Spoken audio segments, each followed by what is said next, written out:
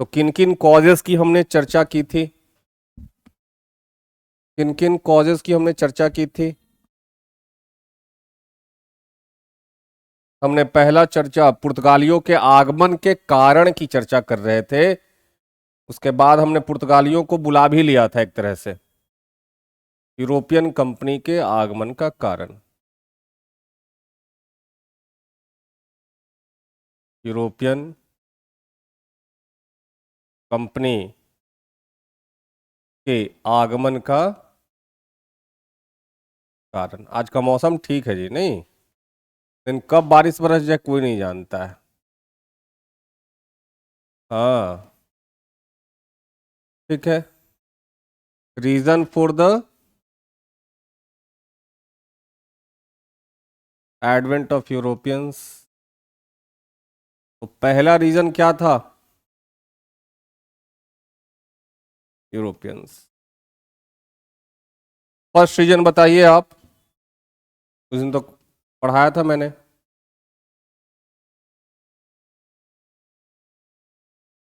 पहला रीजन था यूरोप में पुनर्जागरण। यूरोप में पुनर्जागरण। पुनर्जागरण के बारे में मैंने समझाया था। पुनर्जागरण क्या होता है? पुनर्जागरण यही होता है ना? जा के ऊपर नहीं, न के ऊपर होता है।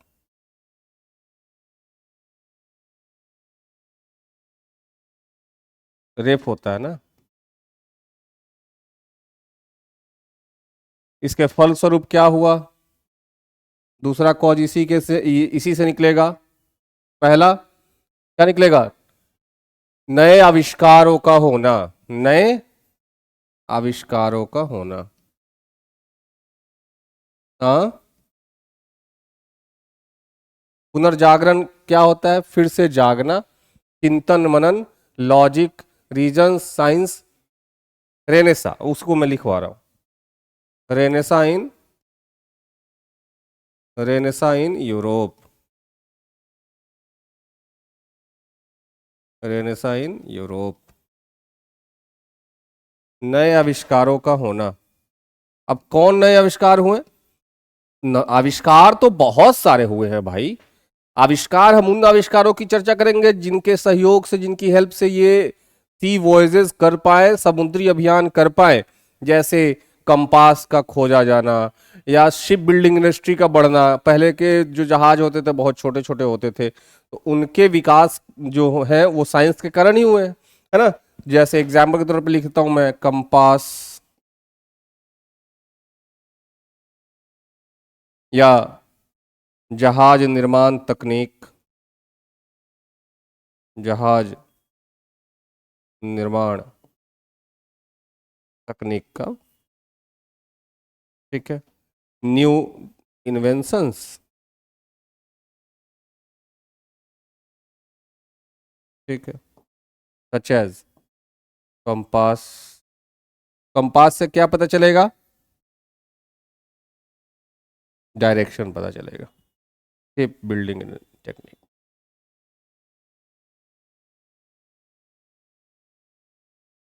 ठीक है।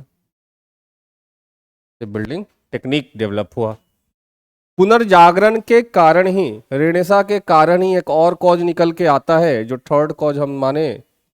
तो थर्ड कॉज है, हम कह सकते हैं, नए राष्ट्रों का उदय। नए राष्ट्रों का उदय। Rise of new nation. Rise of new nation. Such as Portugal, Portugal, हाँ, स्पेन, इटीसी, ठीक है। Portugal, Spain, etc..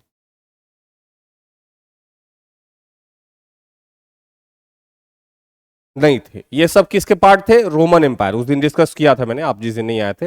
ये सब किसके पार्ट थे? रोमन एम्पायर के पार्ट थे। रोमन एम्पायर टूट रहा है, और due to the renaissance and new nations has been evolve from here. ठीक है, तो वी हैव सीन 3 कॉजेज, हमने 3 कॉजेज देख लिए, चौथे कॉज में आइए। ठीक है, जो इनके पहले के रूट है, ट्रेड रूट, उस पे किसका अधिकार होता है? तुर्की पे किसका अधिकार होना? तुर्की तो कॉन्स्टेंटिनोपल के नाम से जाना जाना जाता था, कंस्तुनतुनिया के नाम से जाना जाता था, वो रोमन एम्पायर का ही पार्ट था। उस पे किसने अधिकार कर लिया? तुर्कियों ने अधिकार कर लिया, है ना। तो इन 1453 तुर्किश, ये तुर्किश कौन है? उस्मानिया सुल्तनत, उस्मानिया सल्तनत। अगले पेज में इसको लिखते हैं, आगे बढ़ते हैं। इन 1453 तुर्किश, टर्किश, टर्किश जो है ये उस्मानिया सल्तनत है, कैप्चर्ड, सल्तनत कैप्चर्ड किस चीज को? कॉन्स्टेंटिनियोपल।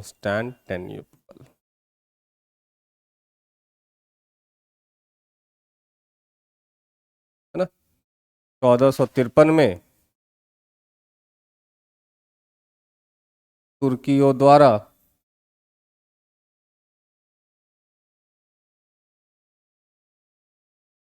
मानिया सल्तनत, तुर्कियों द्वारा कस्तुनतुनिया पर अधिकार, कस्तुनतुनिया पर अधिकार। यही कस्तुनतुनिया अब क्या बनेगा? तुर्की बनेगा।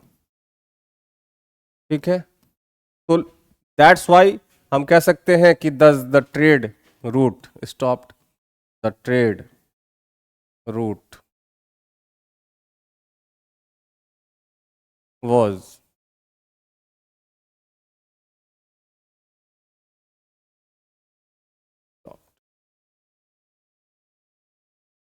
ट्रेड वॉज, या सीधा ट्रेड वॉज स्टॉप लिखेंगे, ट्रेड वॉज स्टॉप्ड, व्यापार रुक गया, अतः व्यापार रुक गया।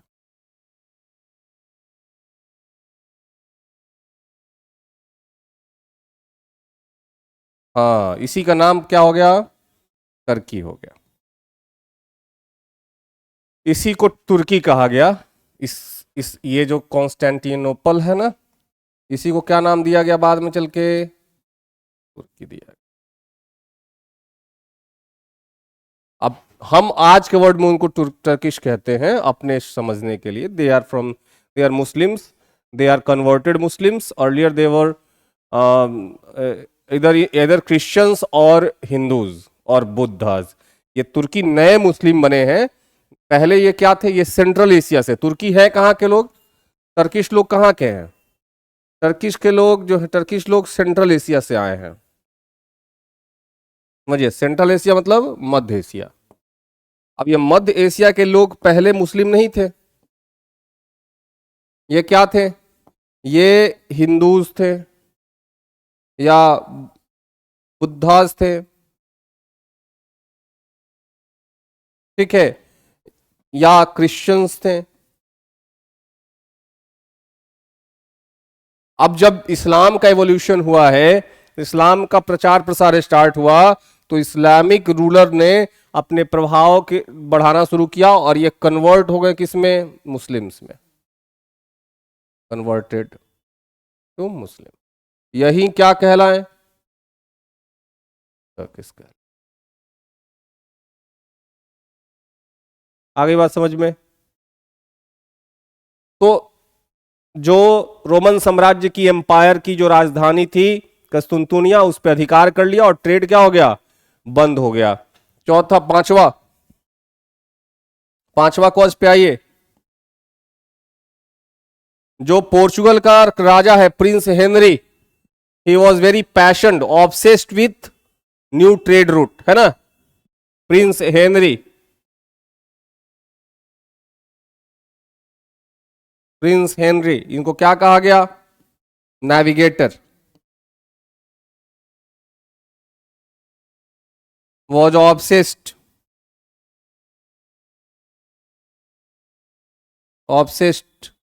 with new trade, obsessed with finding new trade route, finding new trade route.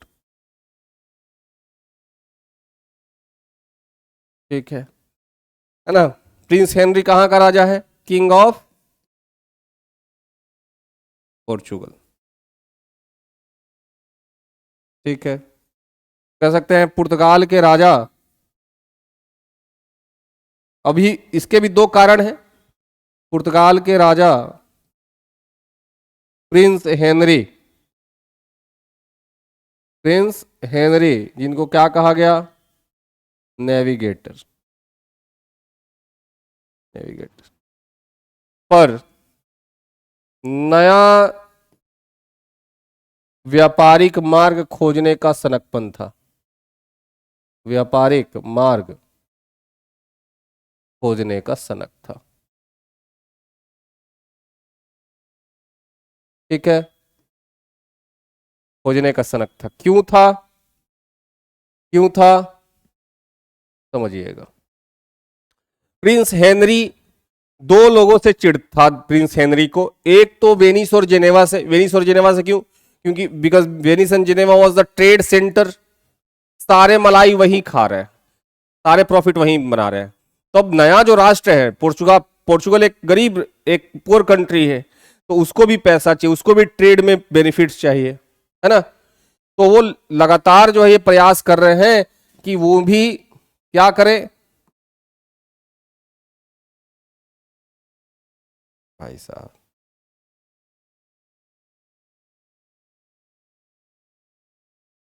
ठीक है, ये इसके इनके दो कारण है। पहला कारण क्या है? पहला कारण है wanted, wanted trade profit, trade profit जिसके ऊपर किसका कंट्रोल है? Monopoly of, earlier monopoly of Venice and Geneva, earlier monopoly of Venice and Geneva.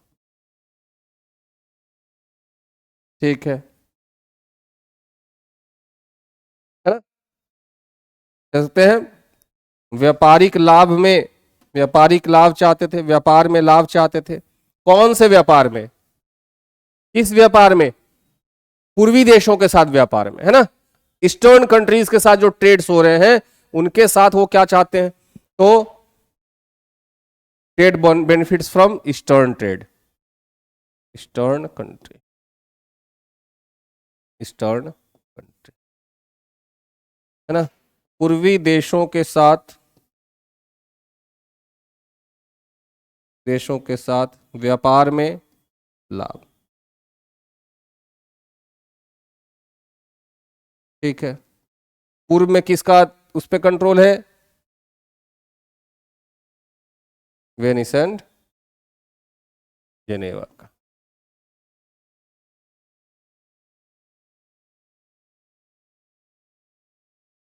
ये बोर्ड पीडीएफ में भिजवा दिया करूंगा।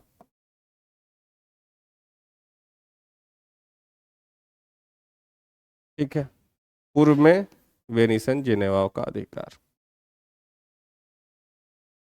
वेनिस और जेनेवा कहां पे है? इटली के एक शहर। जेनेवा भी क्या है? स्विट्जरलैंड का राजधानी है। तो एक तरह से कहीं होलसेल मार्केट नहीं होता हमारा। यहाँ पे क्या है? हमारा होलसेल, पटना में भी होलसेल मार्केट है जहां पे माल उतरता है और वहां से फिर डिस्ट्रीब्यूट होता है, तो सारा माल यहीं पे उतर रहा है। दूसरा कारण था इनका व्यापारिक मार्ग, नया जलमार्ग किस लिए खोजना चाहते थे?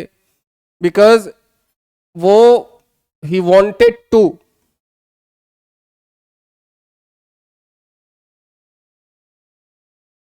स्प्रेड क्रिश्चियनिटी,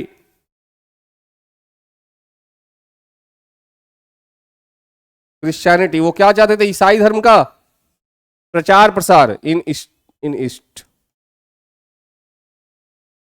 है ना, and to end influence of Islam, influence of,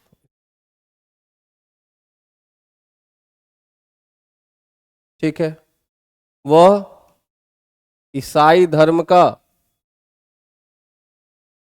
ईसाई धर्म का प्रचार प्रसार करना चाहता था,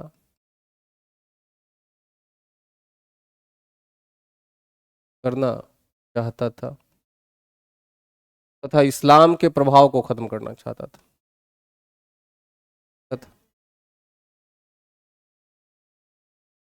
हाँ बोलिए।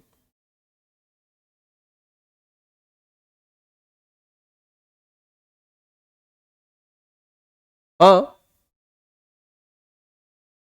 इस्लामिक इन्फ्लुएंस को जो है वो खत्म करना चाहते हैं, ठीक है।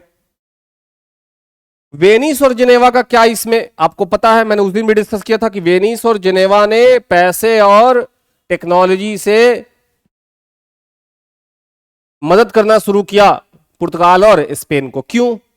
वेनिस और जेनेवा के पास पैसा है, वेनिस और जेनेवा के पास टेक्नोलॉजी है, इतने सालों में जो ट्रेड सेंटर्स रहा है उससे काफी फला फुला है, लेकिन वो अकेले अपने दम पे मुस्लिम इन्फ्लुएंस को खत्म नहीं कर सकता, और ना ही वो अपने दम पे सी वॉयजेस कर सकता है, क्योंकि एक तो समुद्र से जुड़ा हुआ इलाका नहीं है वो, ठीक है। तो उसने, और उसका व्यापार संकट में आ गया है ना। क्यों? जो ट्रेड रूट है उस पर कंट्रोल एस्टैब्लिश हो गया है तुर्कियों का, तो व्यापार संकट में आ गया, तो उनको लगे नया जलमार्ग खोजना पड़ेगा, है ना। तो क्या है, the stake, the trade stake, इनका वेनिस और जेनेवा का ट्रेड स्टेक क्या हो रहा है, कौन नंबर, किस नंबर पे थे हम ऊपर में, 4 नंबर में, 5 नंबर में। तो 6 नंबर का अगर हम कॉजेज देखें कि वो आने के कारण क्या थे उनके, तो हम कह सकते हैं कि वेनिस और जेनेवा का ट्रेड स्टेक पे चला गया था, है ना। The trade of Venice and Geneva was at stake, हाँ, रिस्क पे, है ना, खत्म होने के कगार पे था।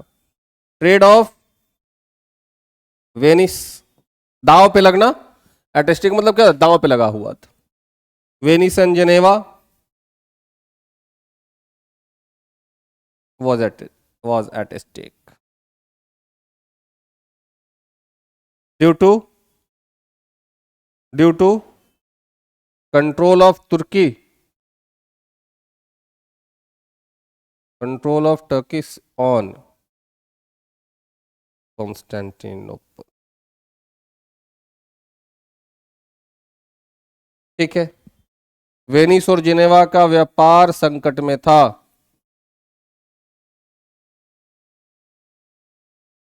जिनेवा का व्यापार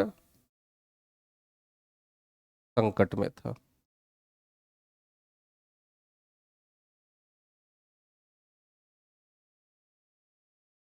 है ना, तुर्कियों द्वारा कंस्तुनतुनिया पे अधिकार करने के कारण, तुर्कियों द्वारा कंस्तुनतुनिया पर अधिकार करने के कारण। तो ये कॉजेस समझ में आया, अधिकार करने के,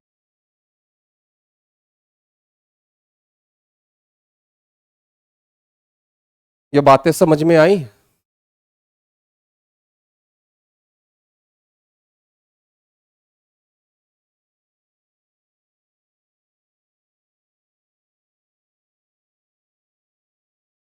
ठीक, अब यहां से तो एक बात क्लियर हो गई कि एशिया का व्यापार, अगर बोले कि उस दौर में जिस समय नए जलमार्ग की खोज चल रही थी, कहां बिजी है,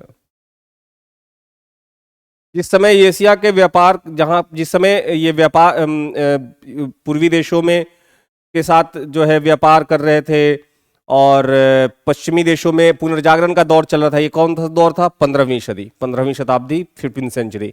मैं पूछूं कि इस दौर में एशिया के व्यापार पे किसका कंट्रोल है और यूरोप के व्यापार पे किसका कंट्रोल है? एशिया के व्यापार पे किसका कंट्रोल है? अरब्स का, अरब्स का, ठीक है, अरब्स का। और यूरोप के व्यापार पे किसका कंट्रोल है? यूरोप के व्यापार पे इटालियंस का। वेनिस और जेनेवा किसका पार्ट था उस समय? इटली का, है ना, इटालियंस का। यहां पर लिखता हूं वेनिस और जेनेवा।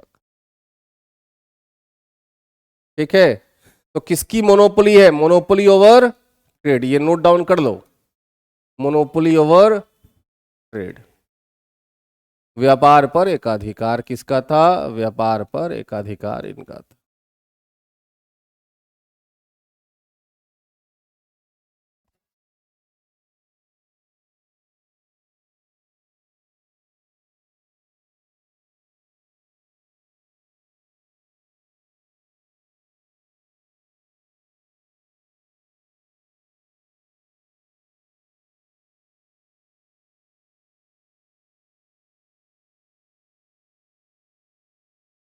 ठीक है, अब आते हैं कि ये किस चीज का व्यापार कर रहे हैं। ट्रेडिंग कमोडिटीज क्या है? ट्रेडिंग कमोडिटीज क्या है? हमारे से किस चीज का व्यापार कर रहे हैं ये? ट्रेडिंग कमोडिटीज, व्यापार की वस्तुएं, व्यापार की वस्तु। चलिए लिखते चलिए एक एक करके। पहला, स्पाइसेस, मसाले, स्पाइसेस, मसाले। मसालों में भी कौन? कॉमन लिखे ब्लैक पेपर, काली मिर्च। इंडिया से काली मिर्च का व्यापार कर रहे हैं। ठीक है, और दूसरे देशों में क्या होता है? जैसे स्पाइस आइलैंड में खास तौर पे क्या होता था? इलायची होता था।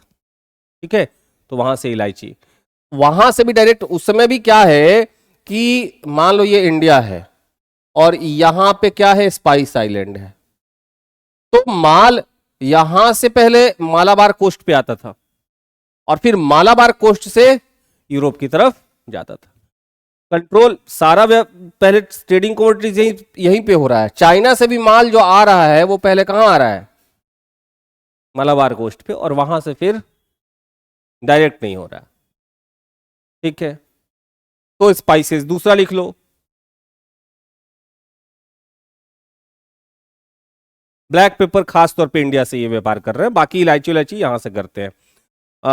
उसके बाद लिखो silk clothes, silk clothes.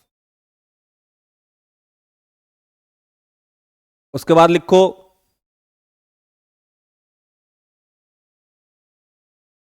Medicinal, जड़ी बूटी, मेडिसिनल कमोडिटीज। चलो इंडिगो, नील। हाँ, नील।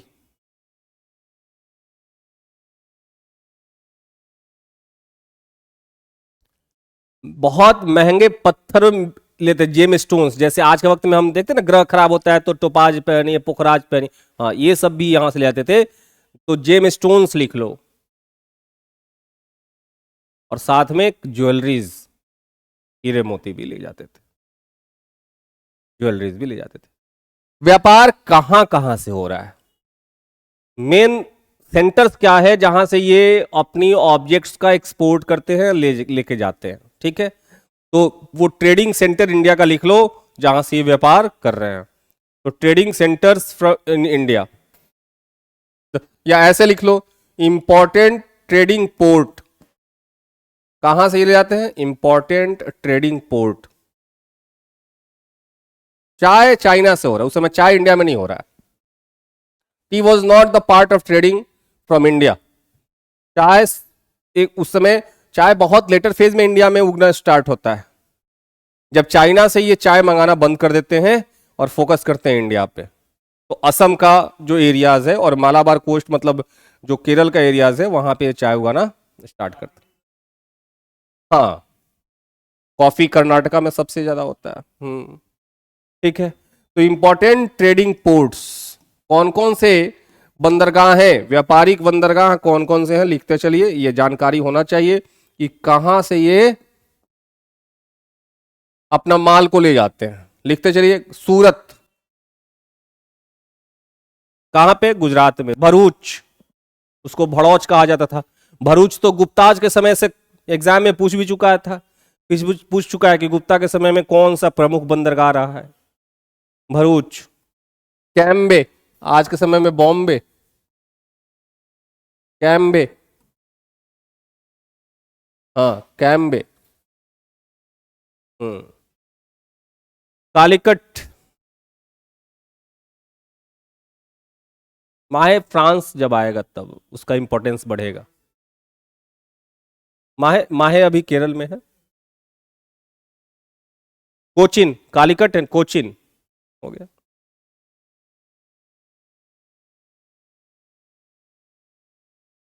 ठीक है। अदर कमोडिटीज जो दूसरे देशों से लाए जाते थे मलाबार कोस्ट पे और वहां से ले जाए जाते थे, other commodities trading from eastern countries from but exporting from Malabar coast, वो प्रमुख व्यापार की वस्तुएं जो पूर्वी देशों से की जाती थी लेकिन पहले मलाबार कोस्ट पे लाके की जाती थी, क्या है? टी, चाय, रेशम,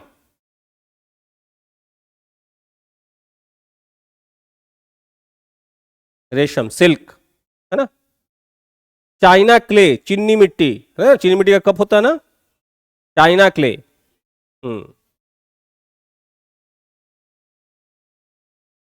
स्पाइसेस, स्पाइसेस में स्पेशली इलायची,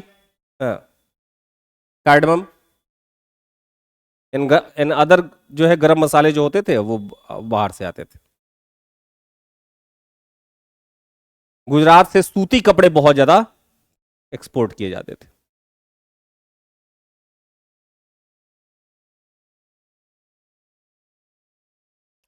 चलिए, तो ये बातें समझ में आ गई। कौन कौन से ट्रेड रूट्स थे? ट्रेड रूट्स कौन कौन से थे ये भी जानते चलिए। ट्रेड रूट्स कौन कौन से हैं? व्यापारिक मार्ग जो भारत से यूरोप को जोड़ते थे, व्यापारिक मार्ग कौन कौन से, किन मार्गों से ये आते हैं? उस दिन मैंने मैप पे बताया था। पहले ये पश्चिमी तट से, पश्चिमी तट में कहीं भी हो सकता है, मालाबार भी हो सकता है, गुजरात भी हो सकता है, कैम्बे भी हो सकता है। तो पश्चिमी तट से, वेस्टर्न कोस्ट से ये सामान लेके चलते हैं और जाते हैं कहां? पारस की खाड़ी, पर्सियन गल्फ, पारस की खाड़ी, समुद्री मार्ग से, वाटरवेज से पर्सियन गल्फ, और पर्सियन गल्फ से फिर यहां से इनकी स्टार्ट होती है लैंड रूट। यहां से ये इंटर करते हैं ईरान में, ईरान से इराक में, इराक से सीरिया में, सीरिया से तुर्की में, और तुर्की से यूरोप में। ठीक है, ईरान, इराक, सीरिया, तुर्की, और वहां से इंटर करते हैं ये यूरोप में। 90% ट्रेड कहां से हो रहा है? इसी ट्रेड रूट से होता है। 90% ट्रेड जो है इसी ट्रेड रूट से होता है, आसान ट्रेड। ठीक है। दूसरा जो इनका ट्रेड रूट था वो था पश्चिमी वेस्टर्न कोस्ट से ही निकलते थे ये, पश्चिमी तट, वेस्टर्न कोस्ट। ठीक है, और वहां से ये जाते थे अदन की खाड़ी में, अदन की खाड़ी, अफ्रीका और अरब के मुहाने पे, गल्फ ऑफ एडन। वहां से इंटर करते थे किसमें? रेड सी में। किसमें इंटर करते थे? रेड सी में, लाल सागर में, लाल सागर में,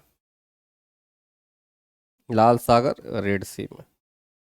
रेड सी से ये इजिप्ट के एलेक्जेंडेरिया में, जिसको सिकंदरिया कहा जाता था, वहां पे अपना माल उतारते थे। उस समय सुएज कैनाल तो बना नहीं था, है ना? डायरेक्ट मेडिटेरेनियन सी जो थी वो डायरेक्ट जुड़ी हुई नहीं थी लाल सागर से, रेड सी से। तो सिकंदरिया में ये अपना माल उतार लेते थे, एलेक्जेंडेरिया। कहां पे था ये? इजिप्ट में। इजिप्ट में, कहां पे? इजिप्ट में, सिकंदरिया, मिस्र में।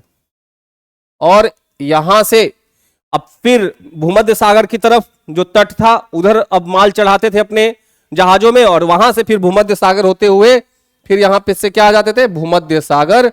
और भूमध्य सागर होते हुए सीधे इंटर करते थे कहां पे? भूमध्य सागर से सीधे यूरोप में। ठीक है, तो यहां से ये इंटर करते थे मेडिटेरेनियन सी, मेडिटेरेनियन सी,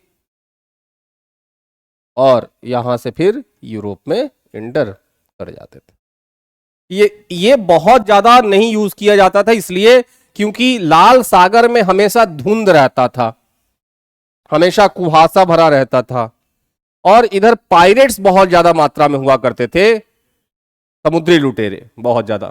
तो इसीलिए इधर ज्यादा बहुत रिस्क लेकर के ही इधर से व्यापार किया जाता था। ठीक है, एक तीसरा है जो पूर्णतः पूरी तरह से, ये नोट डाउन कर लिए, पूरी तरह से जो है वो लैंड रूट है। कैसे? तो जब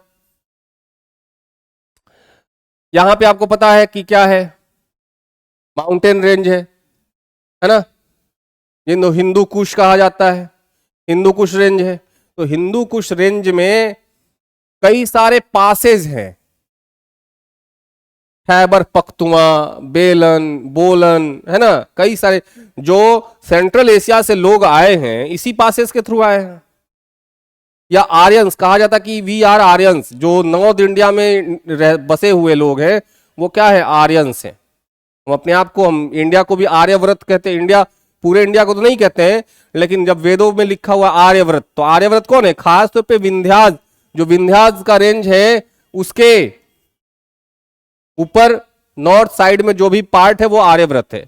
और इसके इधर क्या था? द्रविड़, इधर द्रविडियन बसे हुए हैं, और इधर क्या है? आर्य है। नहीं, खैर उस पे जाएंगे जब हम पढ़ेंगे एंशिएंट, तब उसमें डिटेल देखेंगे।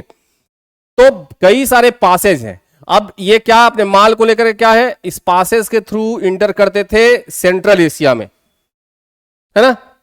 तो मुख्य भूमि से, तीसरा रूट था मुख्य भूमि, मेनलैंड से। कौन सा मेनलैंड? भारत का मेनलैंड, इंडियाज मेनलैंड।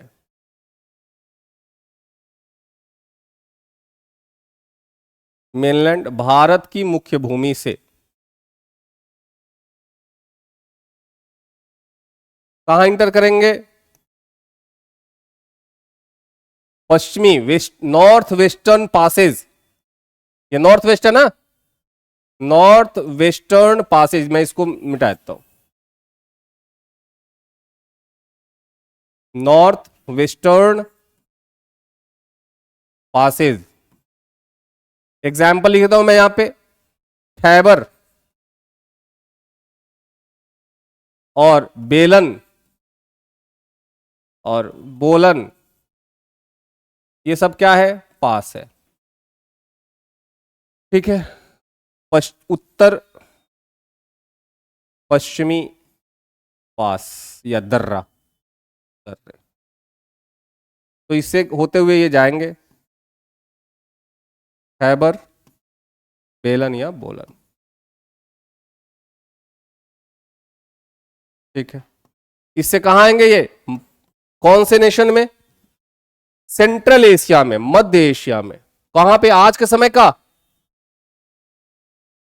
आज के समय का उज्बेकिस्तान, तजाकिस्तान, तुर्कमेनिस्तान, है ना, ये सारी कंट्रीज जो है वो सेंट्रल एशिया में आती है, मध्य एशिया में एंटर करते हैं। और यहां से मध्य एशिया से ये रसिया में इंटर करेंगे, और रसिया से ये बाल्टिक होते हुए किधर इंटर करेंगे? यूरोप में। ठीक है, तो ये रूस जाएंगे, और रूस से जो है बाल्टिक नेशन होते हुए ये यूरोप में इंटर कर। आ गई बात समझ में? तो 3 ट्रेड रूट, ये बहुत, क्योंकि ये लैंड रूट बड़ी बहुत खतरनाक टेरेन है। इधर की जो स्थलाकृति है वो बड़ी खतरनाक है, तो इधर से ये आना जाना उतना ज्यादा पसंद करते नहीं है। ठीक है, तो ये तीन मुख्यतः, मान लीजिए तीन मुख्यतः ट्रेड रूट है जिससे ये आ रहे जा रहे हैं। अब रही बात, मैंने बता दिया कि 1453 के बाद स्थितियां, कंडीशंस बदल रही हैं यूरोप में। रेनेसा के कारण जो है कई सारे न्यू इन्वेंशंस हुए और प्रिंस हेनरी ने तो हजारों हजार समुद्री यात्राएं करवाई नए जलमार्ग खोजने के दौर में, ठीक है। लेकिन सबसे ज्यादा ये सारी चीजें होने के बावजूद भी सफलता मिल नहीं रही थी, सक्सेस मिल नहीं रहा था। लंबे दौर के बाद, और मैं बता दूं प्रिंस हेनरी की कहानी उस दिन भी डिस्कस किया था कि इनको इतना आसान नहीं था इनके लिए ये समुद्री मार्ग करना। इनको पहले पोप से परमिशन लेना था। पोप कौन है? Supreme religious leader of Christian world, Catholic, है ना, कैथोलिक क्रिश्चियंस जो थे। और खासतौर पे समुद्रों में जाना इनके लिए पाप माना जाता है। समुद्र में वो उतना ही दूर जाते जितना दूर मछली मार सके, समुद्री यात्रा नहीं करते थे ये, ठीक है। तो इन्होंने पोप से परमिशन लिया कि हम जाना चाहते हैं ईसाई धर्म के प्रचार प्रसार के लिए, और मुस्लिम क्षेत्र तो काफी ज्यादा रुकावट भरी है, ऑब्स्ट्रक्शंस एंड ऑब्स्टेकल्स है, तो हम नए जलमार्ग खोजेंगे, पूर्वी देशों तक पहुंचेंगे और वहां पे अपने धर्म का प्रचार प्रसार करेंगे, तब जाके इनको आज्ञा मिलता है। खैर चलिए, तो चलिए प्रोसेस देखें। पहले हम स्टार्ट, टॉपिक का नाम ही देते हैं पुर्तगाल, और एक एक करके डिटेल में हम चीजों को देखते रहते हैं। पोर्चुगल,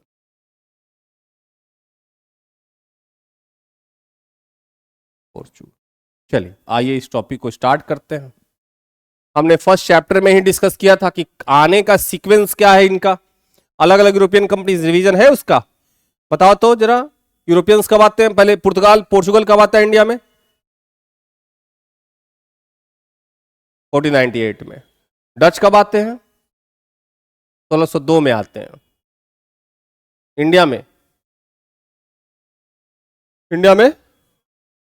1605 में पहली फैक्ट्री खुलती है उस समय। और ये कब आते हैं? फ्रांस 1616 में आते हैं। 1667 में इंडिया आते हैं। कंपनी कब खोलते हैं फ्रांस? 1664 में, 1664 में।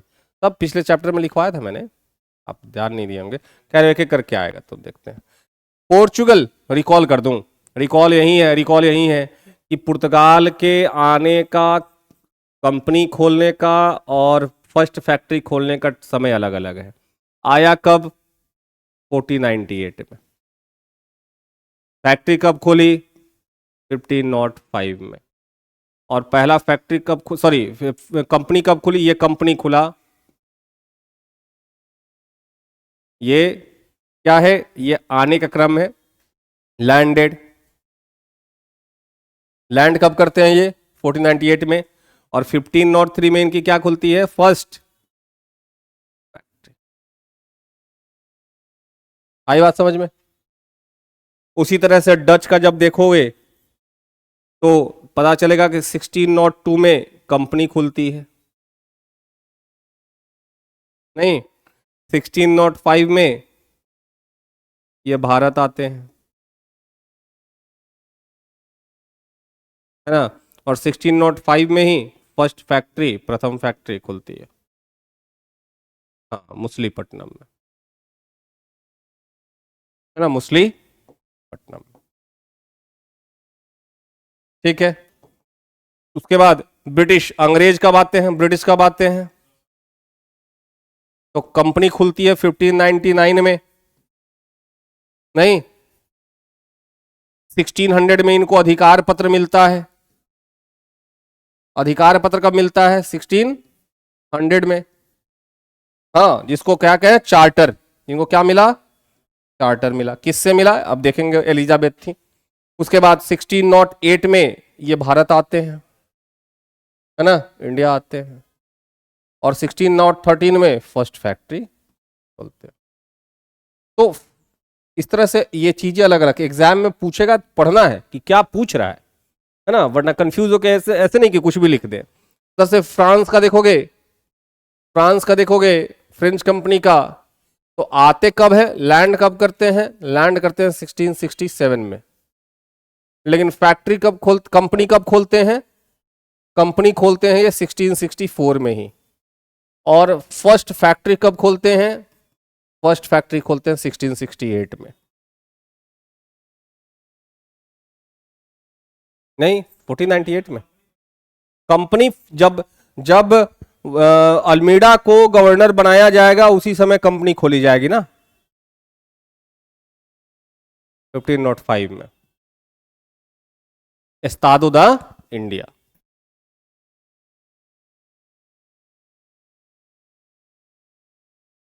ठीक है, चलिए तो पोर्चुगल की कहानी देखते हैं। और पोर्चुगल पोर्चुगल को बहुत, पोर्चुगल का अराइवल बहुत अंडररेटेड है ना, जबकि उनकी उपलब्धियां, उनका अचीवमेंट कम नहीं रहा इंडिया में। आज के वक्त में जो आप प्रिंटिंग प्रेस देखते हो वो पोर्चुगल का देन है। आप जो आज के वक्त में संतरा खा रहे हो, काजू खा रहे हो, अमरूद खा रहे हो, पपीता खा रहे हो, आलू खा रहे हो, शकरकंद खा रहे हो, सब पोर्चुगल का देन है। भिंडी नहीं, आलू तो वही लेके आया। ठीक है, जो गोथिक आर्किटेक्चर देखते हो, चले जो बांकीपुर चर्च में, वहां पे गोथिक आर्किटेक्चर, गोथिक आर्किटेक्चर में लकड़ी का यूज बहुत किया जाता है और शीशे का यूज, शीशे पे नक्काशियां बहुत की जाती हैं, शीशों के ऊपर नक्काशियां, शीशों के ऊपर नक्काशियां होती हैं उनकी, खूब रंग बिरंगे। ठीक है, तो जो भी उन्होंने चर्चेस बनवाए वहां पे इनको भरपूर लागू किया है। ठीक है, तो पोर्चुगल का आना भारत में एक नए युग की शुरुआत मानी जाती है। जैसे ही वास्को डिगामा ने भारत के धरती पर कदम रखा, एक नए युग की कहानी लिख दी गई जो उस समय पता नहीं था। आज हम भले पढ़ते हैं उसको, नहीं तो कहानी यहां तक पता है कि पहली बार 1487 में पार्शियल सक्सेस मिलता है, आंशिक सफलता मिलती है आने के क्रम में। आंशिक सफलता क्यों मिला और किसको मिला, पार्शियल सक्सेस बार्थोलोम्यू डियाज है, पुर्तगाली नाविक है ना, पुर्तगाली नाविक है कौन, Bartholomew Dias, Bartholomew Dias. ठीक है, Portuguese sailor, Portuguese sailor Bartholomew Dias. तो ये इनको आंशिक सफलता तब मिलती है जब वो पहुंचते हैं Cape of Good Hope, Africa के निचले हिस्से पर, अफ्रीका के सबसे निचले बिंदु पे।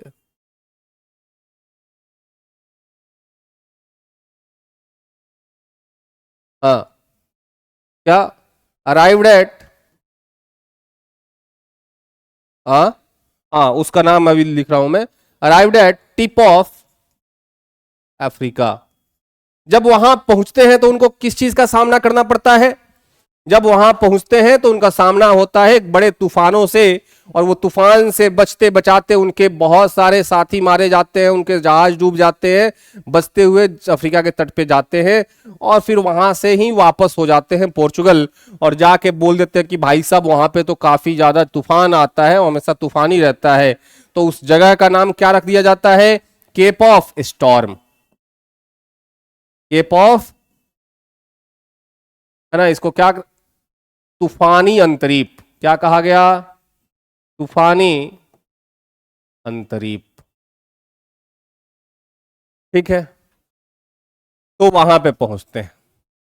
आपको पता है कि 1492 में कोलंबस चलता है भारत के लिए, लेकिन पहुंच जाता है कहां, अमेरिका, है ना। कोलंबस स्टार्टेड फॉर, क्या कौन है, स्पेनिश सेलर है।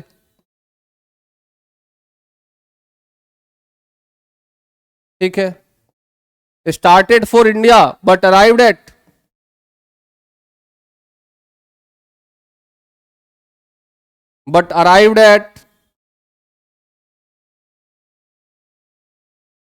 Caribbean island. कैरिबियन आइलैंड जो कहा गया साउथ नॉर्थ अमेरिका. कहां चला गया ये? इसने खोजा नॉर्थ अमेरिका. तो डिस्कवरर है ना, क्या कहा गया? Discoverer of north America. Discoverer of north America, उत्तरी अमेरिका का खोजकर्ता, है ना. तो 1492 में कोलंबस जो है, हिंदी में लिखूं कि हो जाएगा? तुम हो जाएगा ना, तो ठीक है. Discoverer of north America, north America का खोजकर्ता. 1494 में स्पेन और पुर्तगाल के बीच में होता है treaty of Tordesillas. Treaty of टोडेसलस.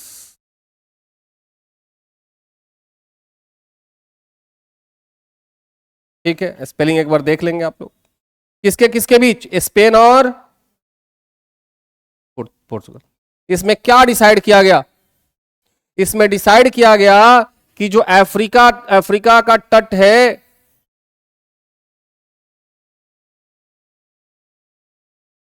यही है ना, जो अफ्रीकन तट है उसके वेस्टर्न साइड में केप वर्डे आइलैंड है. क्या है? Cape Verde. केप वर्डे के ईस्ट में जो भी मिलेगा उस पे किसका कंट्रोल होगा? पोर्चुगल का. और वेस्ट में जो भी मिलेगा उस पे किसका कंट्रोल होगा? स्पेन का. ठीक है, अभी तक स्पेन फायदे में है. क्यों? क्योंकि नॉर्थ अमेरिका उसको मिल चुका है ना. तो क्या east of Cape Verde country है एक आइलैंड, छोटा सा आइलैंड, एकदम छोटा सा. हाँ, वो बाउंड्री बनाया गया कि इसके ईस्ट में पोर्चुगल और वेस्ट में, तो ईस्ट ऑफ केप वर्डे. इस बार इतना छोटा सा नेशन है, आइलैंड है उसका, और वो भी ओलंपिक में मेडल जीत के लाया है. सोचो. और हम 140 करोड़ की जनसंख्या हो के 6 मेडल पे खुश होते हैं, 7 मेडल पे. यही हुआ ना, एक 7वां के लिए लड़ाई चल रहा है.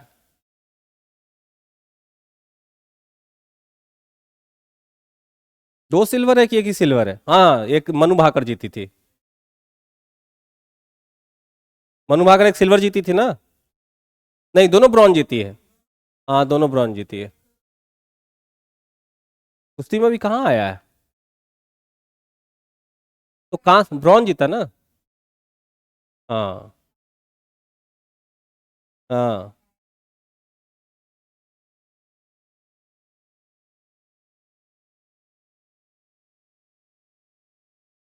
हॉकी में एक का आया. हाँ हाँ, एक और कोई जीता है. और एक, हाँ हाँ हाँ हाँ, वो भी ब्रॉन्ज जीता. ठीक ठीक ठीक. हाँ, याद आ गया. East of Cape Verde would be controlled by Portugal. Controlled by Portugal. ठीक है. And west of Cape Verde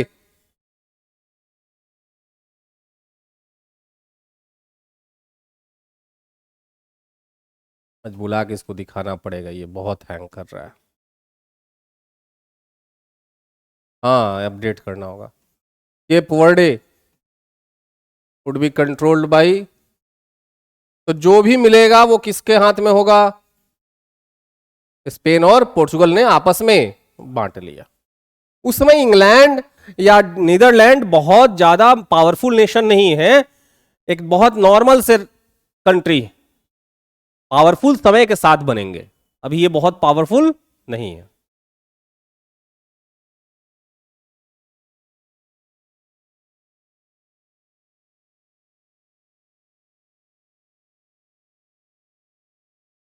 America obviously, dollar उसी के कंट्रोल में है ना। वो वैल्यू से मतलब नहीं है, पूरे वर्ल्ड में ट्रेड किस करेंसी में हो रहा है, तो ट्रेड डॉलर में हो रहा है, दिनार में नहीं हो रहा है ना। ये बात समझ गए 1494 में। अब आ जाइए 1497 में। एक सी वॉयजेज स्टार्ट होगा, या सी वॉयजेज स्टार्टेड।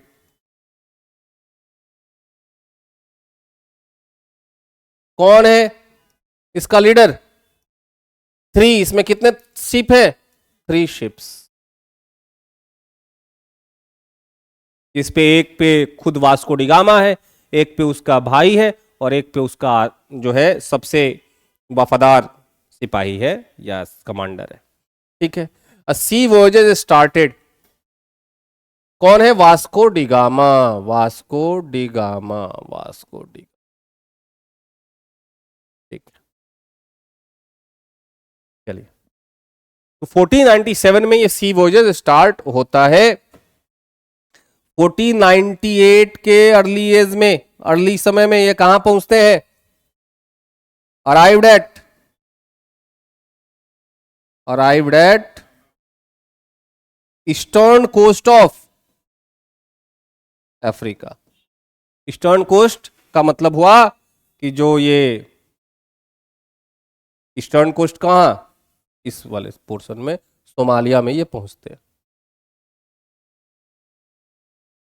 कौन? पोर्चुगीज अमेरिका कहां जा रहे हैं? इंडिया आ रहा है ना।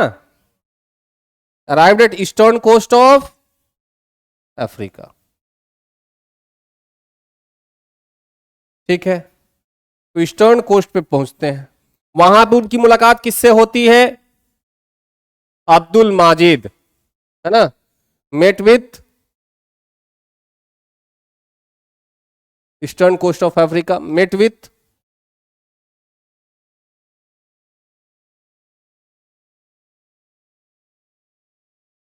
अब्दुल माजिद, गुजराती मर्चेंट, है ना।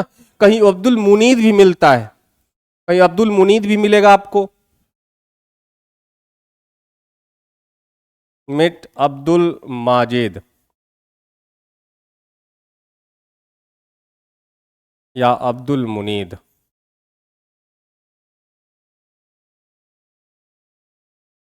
ठीक है, कौन है? गुजराती मर्चेंट है, एक्सप्लोरर है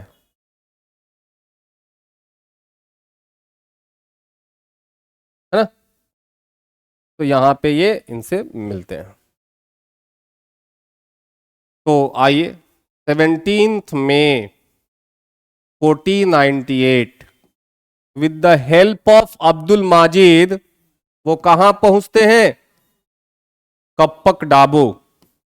with the help of Abdul Majid, Vasco da Gama arrived eight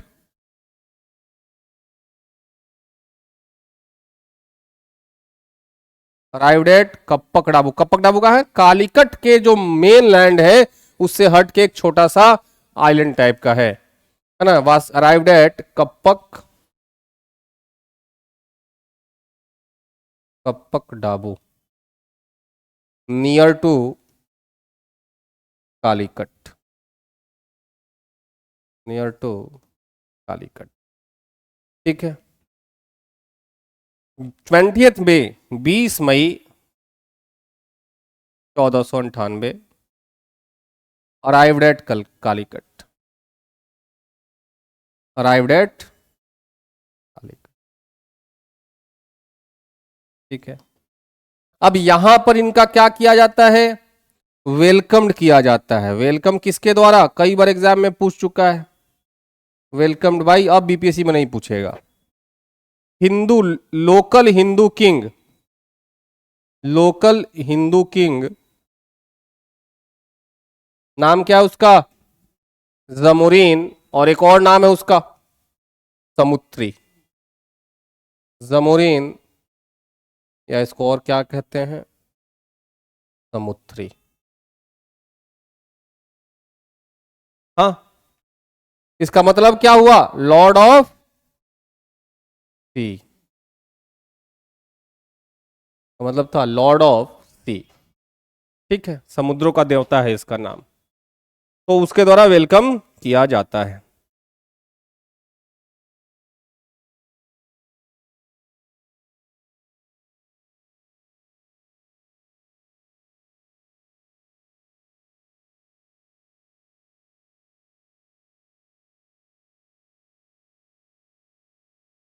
हाँ, धीरे धीरे पढ़ते पढ़ते याद हो जाता है। हम्म। अराइव्ड एट कालीकट मेनलैंड, मुख्य भूमि पर ये पहुंचते। हो गया, बढ़े आगे। तो अब यहां से with the permission of Zamorin, but यहां पे क्या था? Arabs did not want them to, Arab did not want Portugal to land on mainland. उन्होंने काफी कोशिशें की, काफी सारी कॉन्स्पिरेसी की कि किसी तरह से ये वापस यहां से चला जाए, लेकिन क्योंकि उनको इंटेंशन पता है कि ये बंदा, ये लोग किस लिए आए हैं, है ना? सिर्फ ट्रेड के लिए नहीं आए हैं, ट्रेड तो बस बहाना है। ये बार बार जमुरीन को बता रहा है कि ये धर्म के नाम पे अपने आप को तंग करेंगे, अपने धर्म का प्रचार प्रसार करेंगे और इससे आपको दिक्कत होने वाली है। ठीक है,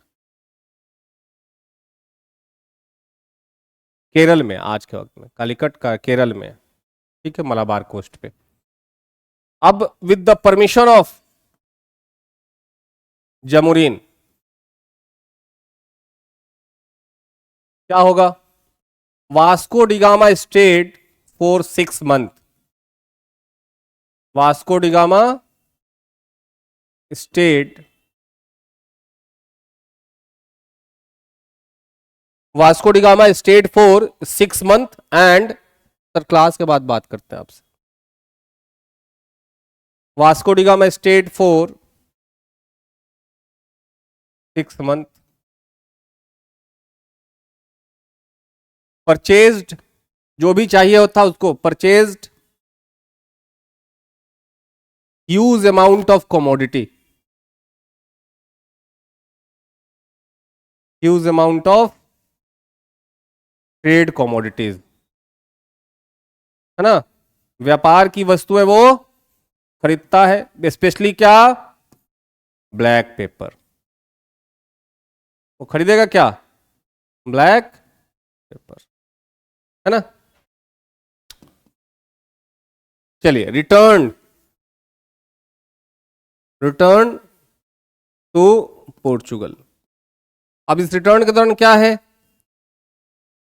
his brother died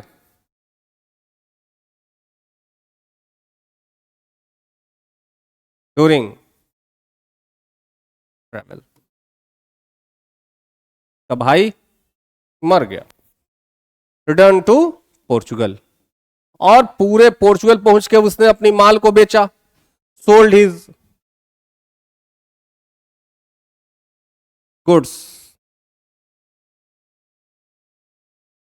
at the 60 times profit, है ना? 60 गुना प्रॉफिट पे वो माल बेचता है। पूरे यूरोप में त्राहिमाम, पूरे यूरोप में डंका बज गया, भाई साहब ये 60 गुना मुनाफा कमाया है ना? जो उस समय के किंग थे, king of Portugal Manuel first, king of Portugal कौन थे? Manual first. उन्होंने क्या किया? Gave himself title of, gave himself title of what? Chief of commerce, chief of commerce, व्यापार का प्रधान, वाणिज्य का प्रधान। मैनुअल फर्स्ट नाम है, वो हिमसेल्फ गेव हिमसेल्फ, खुद को वाणिज्य का प्रधान। राजा खुद को टाइटल देगा ना? वो हाँ, तो देखिए मेरा बंदा गया, देखिए नया जलमार्ग भी खोज लिया और इतना गुना मुनाफा भी कमाया। ठीक है, तो यहां से from here a new age for India has had been started। यहां से भारत के लिए एक नए युग की शुरुआत।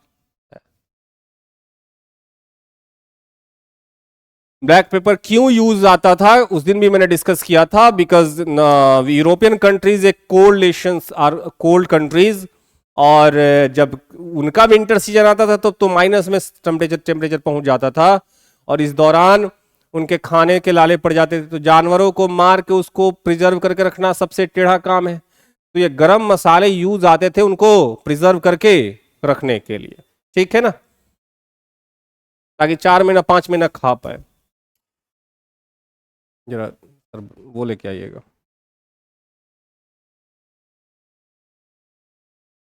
जूस लेके आइए। अजीब उल्टी की तरफ मन हो गया।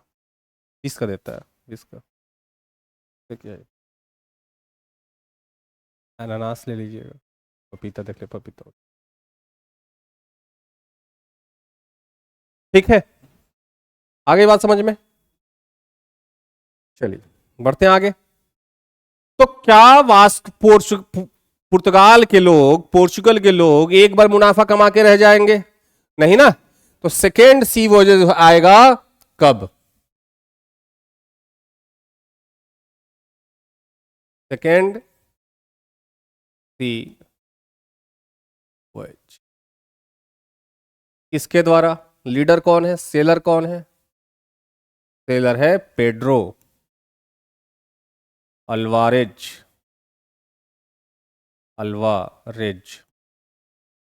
कैब्रल। ठीक है, पेड्रो अल्वारेज कैब्रल। अब ये चलते हैं इंडिया के लिए, सेल्ड फॉर इंडिया, बट रास्ते में क्या है? इनको तूफानों का सामना करना। Sailed for India but in Atlantic, but in south Atlantic. जब वो साउथ अटलांटिक में पहुंचते हैं उनको क्या मिलेगा? फेस्ड स्टॉर्म, और उस स्टॉर्म के कारण क्या हो गए? वो भटकते हुए कहां पहुंच जाएंगे? By chance he arrived at the land of Brazil. He arrived at the land of Brazil.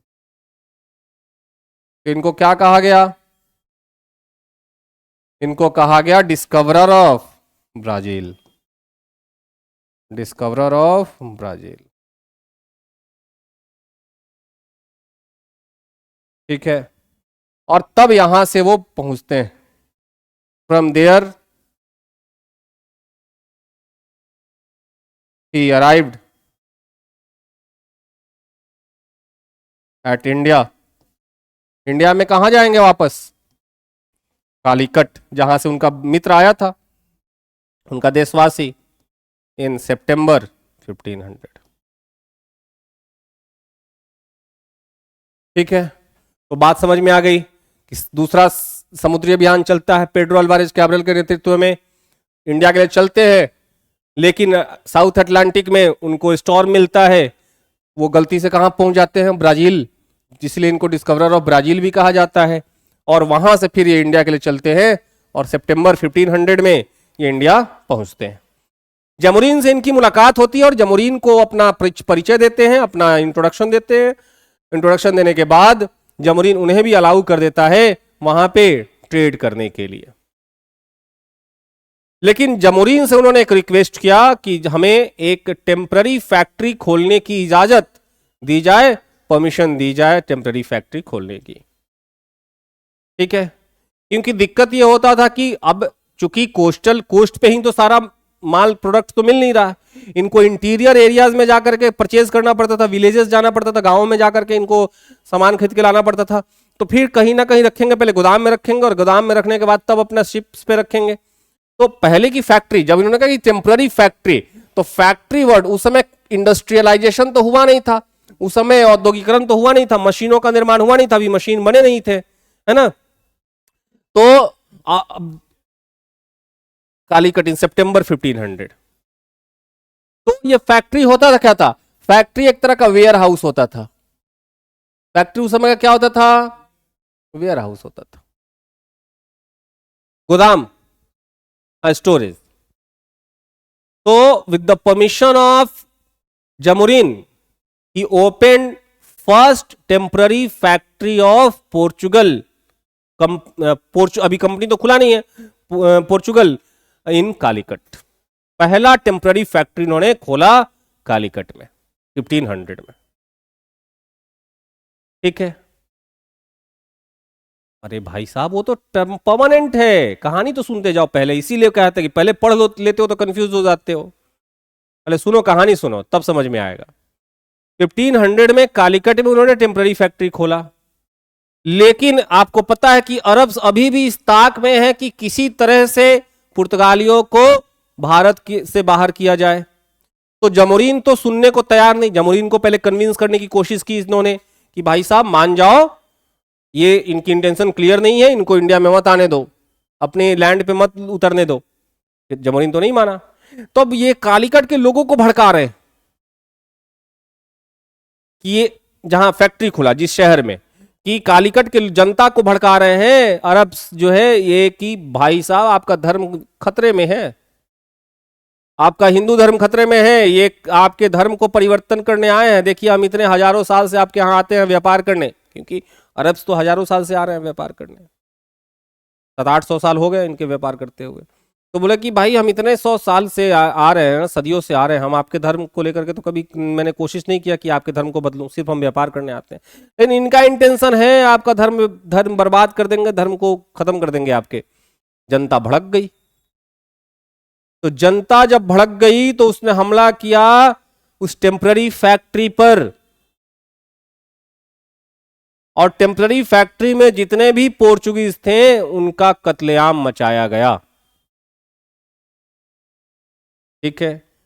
तो टेम्पररी फैक्ट्री खुला भी और खत्म भी हो गया। कैब्रेल इसकी शिकायत करता है जमुरीन से कि अरब्स के साथ मिलके आपकी जनता ने, आपकी पब्लिक ने हमारे सामानों को बर्बाद किया, हमारी फैक्ट्रीज को बर्बाद किया, इसके लिए आप जो राइट स्टेप्स होगा वो उठाइए, हमें न्याय दीजिए। अब जमुरीन अपने ही जनता के खिलाफ कैसे कदम उठाता, तो उसने इग्नोर करना ज्यादा बेहतर समझा। जब इसने इग्नोर किया तो जमुरीन कैब्रेल ने खुद ही पनिश करने की ठान ली। आपको बताता चलूं कि कैब्रेल अपने जहाजों पर तोप लगा के आया था। पोर्चुगीज पहले ऐसे यूरोपियन हैं जिन्होंने अपने जहाजों पर तोप लगाया। हम इतिहास में पढ़ते हैं कि पहली बार गोला बारूद यूज करने वाले कौन लोग हैं, तो हम कहते हैं मुगल, बाबर। लेकिन उसके पहले ही पुर्तगाली जो हैं उन्होंने जहाजों पर गोला बारूद का यूज करना शुरू कर दिया था। तो कैब्रेल कालीकट के तट पे जितने अरब्स के जहाज थे उनको सीज कर लिया, और जहां जहां अरबी लोग मिले उनको मार डाला, एक अरबियों को नहीं छोड़ा। इतना ही नहीं, अपनी जहाजों से कालीकट पे इतना बम्बार्डिंग किया 24 घंटे, इतना बम मारा कि कालीकट धुआं धुआं हो गया। ठीक है। तो उसने अरबियों को भी सजा दिया और कालीकट के लोगों को भी सजा दिया। अंत में जमुरीन के रिक्वेस्ट पर वो बम्बार्डिंग करना बंद करता है, और उसके बाद जमुरीन की सहायता से उसने अपना पुनः वापस माल खरीदा और वापस इंडिया लौट गया। तो कैब्रेल का यही एपिसोड था, इतना ही एपिसोड था। ठीक है। तो पुर्तगालियों का जमुरीन से रिलेशन खराब हो चुका है। जिस जमुरीन ने इन्हें अलाउ किया कालीकट पे उतरने का, उन्हीं से इन्होंने क्या कर लिया, दुश्मनी मोल ले लिया। अच्छा, तो ये तो हो गया, इसको नोट डाउन करते चलते, फिर वास्को डी गामा को फिर दूसरी बार बुलाते हैं। तो with the permission of Zamorin, with the permission of Zamorin, Cabral बंद है, कुछ और लेके आ जाते।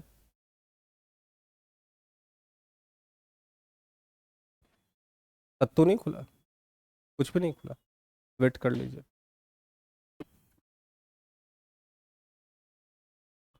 with the help, with the permission of Jamorin, Cabral opened first temporary factory, first temporary factory at Calicut। ठीक है, अब इसके नीचे मैं लिखते चलता हूं, क्या है ये, वेयर हाउस है।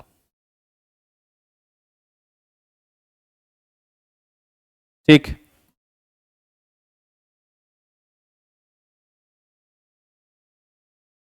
अब यहां पे अरब्स इंस्टिगेट,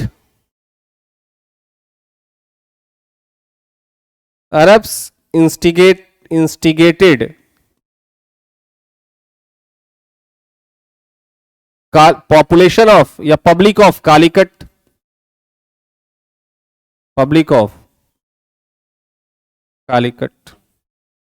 और ये किसने क्या किया, इन्होंने क्या किया, पब्लिक ऑफ कालीकट ने क्या किया, attacked on Portuguese factory, Portuguese factory and killed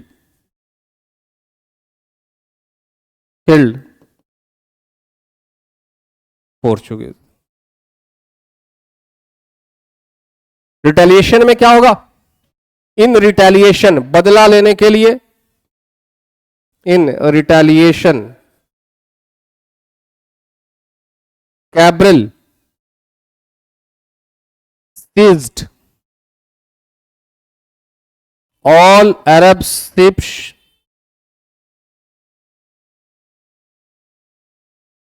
and killed Arabs।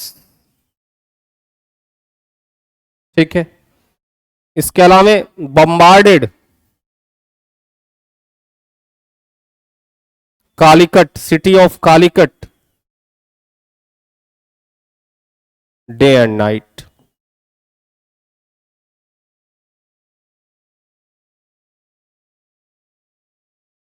ठीक है, bombarded Calicut day and night, है ना। उसके बाद क्या करेगा, purchased trade commodities and return back to, purchase trade commodities and return to Portugal. आ गई बात समझ में, इनकी कहानी खत्म। अब बुलाते हैं वापस से वास्को डी गामा को फिर से इंडिया में।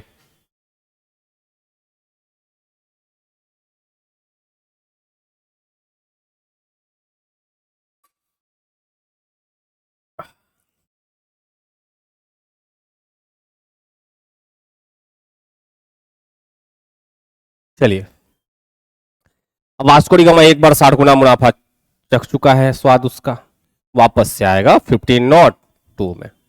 आएगा तो कहां आएगा, जब वो आएगा 1502 में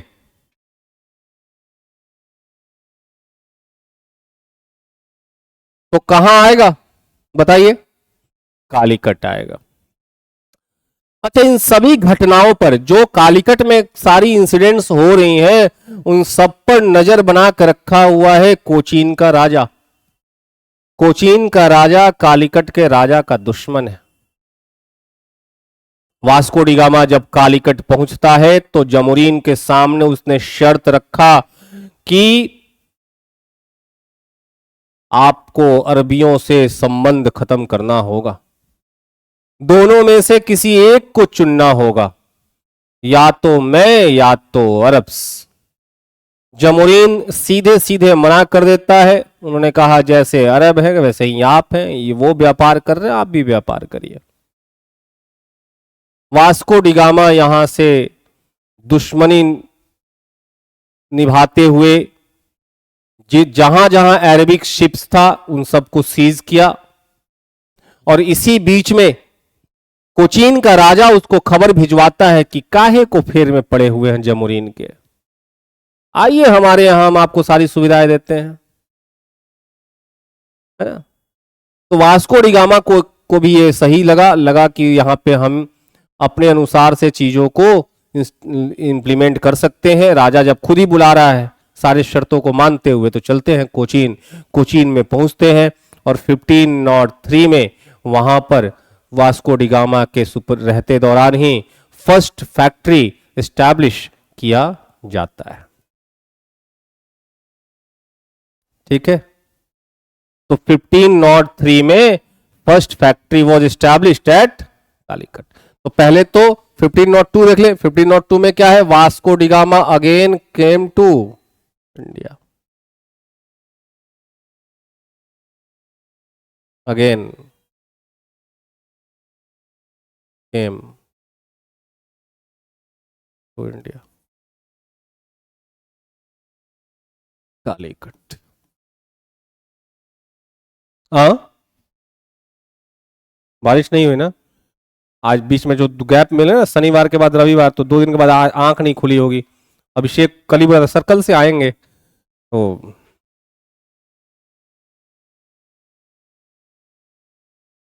होता। और एक और तुम्हारा मित्र है, ठीक। अच्छा, बहुत वो वाला बैच खत्म हो तो टाइम आगे बढ़ाते हैं। Vasco da Gama came to India. एक तो खराब आदत तुम लोग की ये हो गई है, लेट नाइट तक सोना। आदत हो गया ना तुम लोगों को, वो जो, क्योंकि मोबाइल देखने की आदत है, स्क्रॉल, ये जो लाइट है ना आपके नींद को मारती है। बिलीव करो, बुक खोल के पढ़ो तुमको तुरंत नींद आएगी, लेकिन तुम ये मोबाइल का लाइट आपको जगा कर रखती है, कभी नींद नहीं आएगी। तुम देखते रहो मोबाइल, सवाल ही नहीं नींद आ जाए। तुमको नींद लाना है आराम से आधा घंटा, इससे बड़ा नशा किसी चीज में है? किताब से बड़ा नशा है ना? कोई अफीम कोई नहीं, जो नहीं पढ़ना चाहता है चुपचाप किताब पढ़े, अपने आप आंख बंद होने लगता है।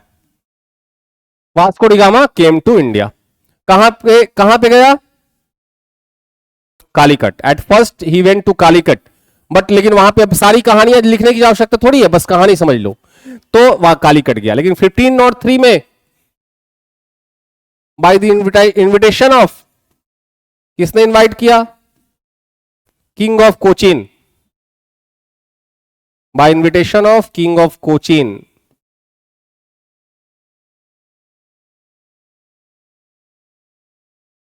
he went to he started trade with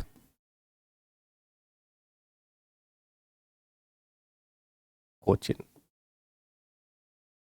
वो कोचिन से ट्रेड करना शुरू करता है, COCHIN। ठीक है, अब यहां पर समझिए बात कि 1503 में क्या होगा? Under he supervision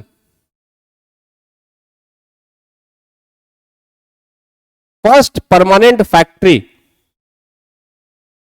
under he supervision first permanent factory was established.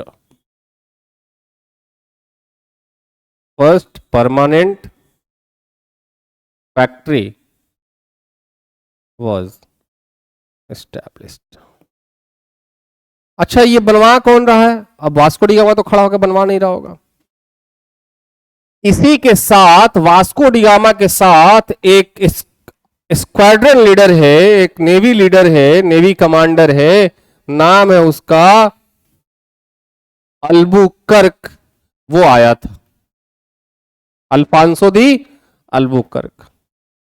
A navy commander, a navy commander named Alfonso the Albuquerque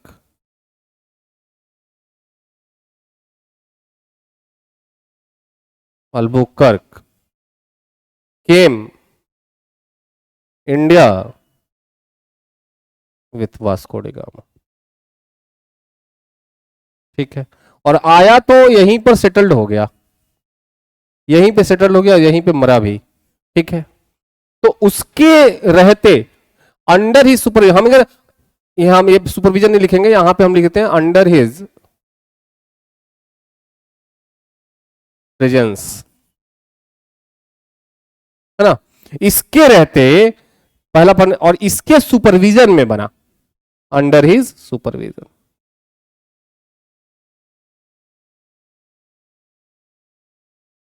ठीक है, तो अल्बुकर्क के सुपरविजन में फर्स्ट परमानेंट फैक्ट्री एस्टैब्लिश किया जाता है।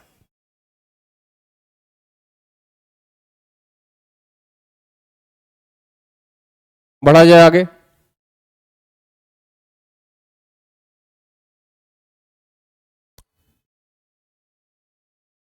तो यहां से वास्को डी गामा वापस जाते हैं, और वापस जाते हैं तीसरी बार 1524 में वापस लौटेंगे, 1524 में वापस लौटेंगे, और उस दौरान वो कुछ समय के लिए गवर्नर भी रहते हैं पोर्चुगीज कंपनी का इंडिया में। ठीक है, और यहीं पे डेथ होता है। 1524 आने दीजिए, अभी उसके पहले की कहानी को समझते हैं।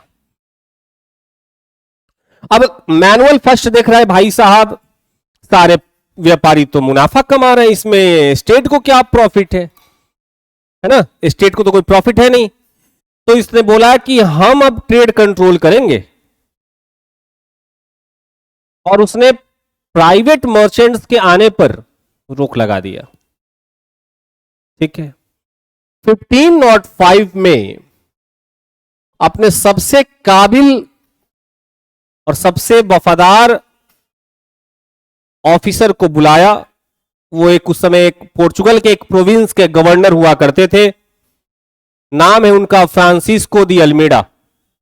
फ्रांसिस्को दी अल्मेडा पुर्तगाल के एक छोटे से प्रोविंस के गवर्नर थे, उनको बुलावा भेजा गया।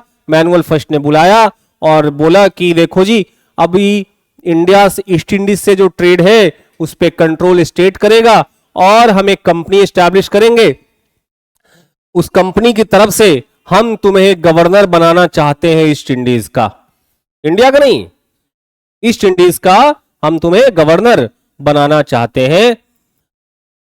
शर्त यह है कि तुम्हें जा करके कुछ काम करने हैं, अगर वो काम करने में सक्षम हो, तुम प्रॉमिस करो तो हम तुम्हें गवर्नर बनाएं। अल्मेडा ने पूछा कि क्या, आप कुछ हिंट दीजिए, कुछ काम बताइए। पहले बोला कि जा करके वहां पे अरब इंफ्लुएंस खत्म करना है टोटली। क्या खत्म करना है? To end Arabic influence in India. पहला काम तो ये करना है।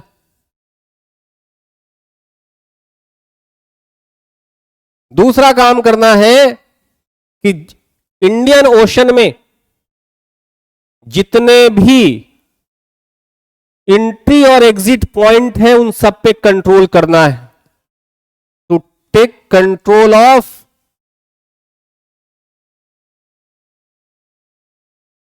All entry and exit point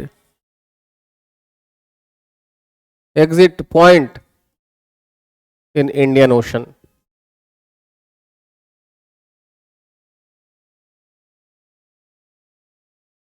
तीसरा क्या करना है? To monopolize East Indies trade, जाके मोनोपोली क्रिएट करो।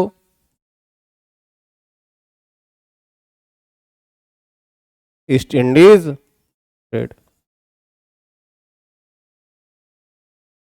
तो 1505 में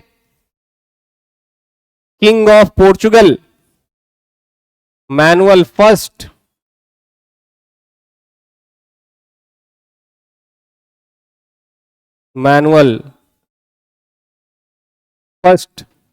called his loyal courtier,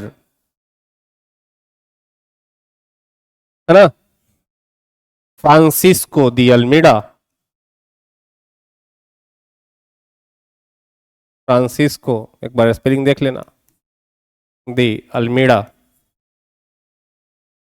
Francisco de Almeida क्या था? At that time he was governor of provinces. At that time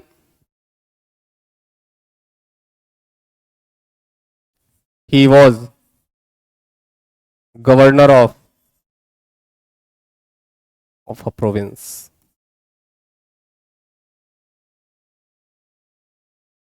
सूबेदार,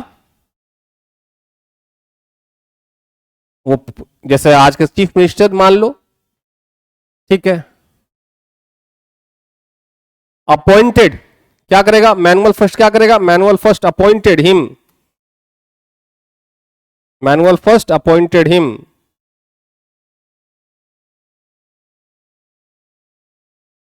अरे अपॉइंटेड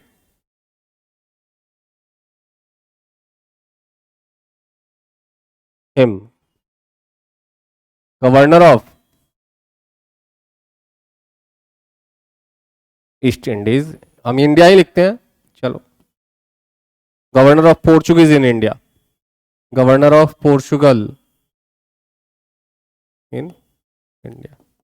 पुर्तगाल का भारत में गवर्नर, उसको नियुक्त किया गया। एंड कितने साल के लिए? For 3 years, 4 years। ये क्या है? ऑब्जेक्टिव, ये काम उसको सौंपा गया है, ठीक है। चौथा और का क्या काम था? To spread Christianity.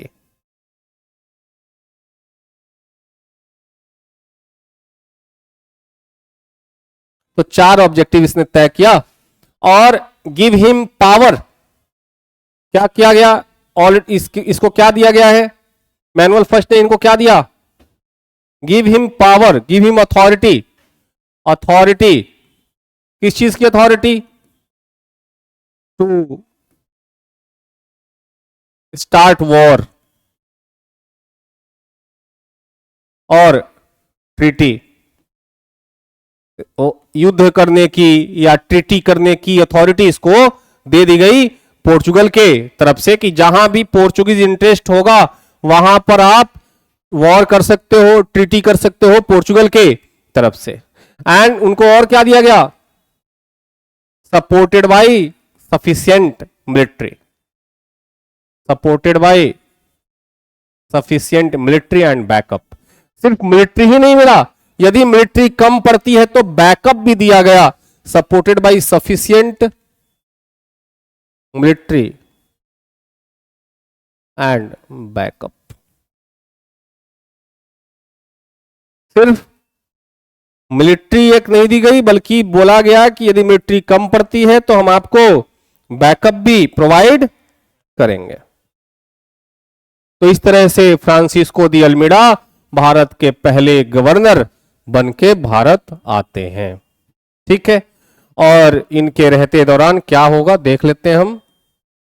तो पहला हम टॉपिक दे रहे हैं, पोर्चुगीज गवर्नर।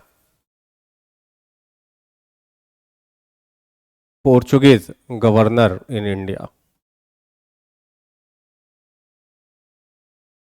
इन्होंने क्या क्या काम किया है देखते हैं। पहला है फ्रांसिस्को,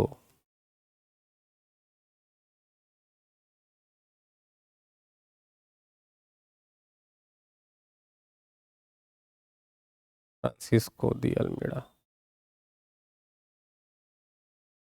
कब से कब तक? 1505 से 1509 तक, ठीक है। 1505 में जब ये आते हैं तो पोर्चुगीज का दूसरा फैक्ट्री एस्टैब्लिश करते हैं, कन्नौर में।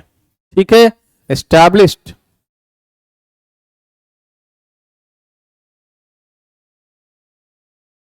Second factory, second settlement of Portuguese. अच्छा, पोर्चुगीज कंपनी का नाम तो लिखा ही नहीं हमने। 1505 में क्या होता है? पोर्चुगीज कंपनी एस्टैब्लिश की जाती है, एस्टैब्लिश्ड पोर्चुगीज कंपनी। नाम क्या था उसका? एस्टैब्लिश्ड, अलग से पहले ये लिखिएगा, पोर्चुगीज कंपनी। नाम क्या है उसका? इस्तादो द इंडिया, इस्तादो द इंडिया। ऐसे इसको क्या पढ़ते हैं? Portuguese east India company, Portuguese east India company. तो इन्होंने पोर्चुगीज कंपनी का सेकेंड सेटलमेंट एस्टैब्लिश किया। कहां पे? कन्नौर।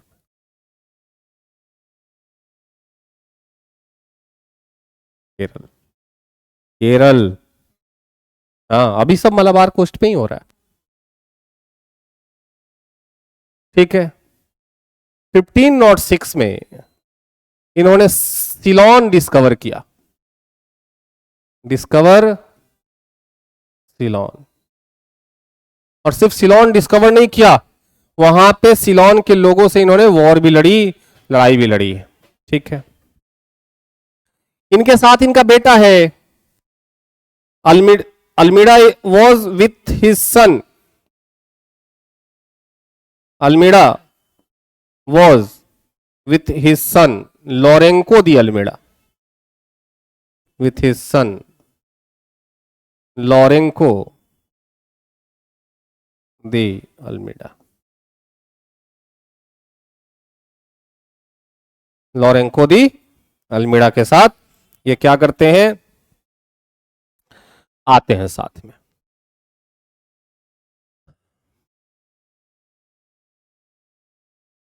अब ये चाहते क्या है? जितनी भी एंट्री और एग्जिट पॉइंट है उस पर कंट्रोल करना।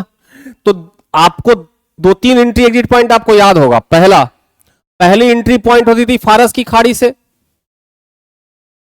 दूसरी खाड़ी एंट्री होती थी अदन की खाड़ी से, है ना? देखोगे, अगर देखो यहां पे ये हो गया तुम्हारा इंडिया, ये हो गया तुम्हारा अफ्रीका। ठीक है,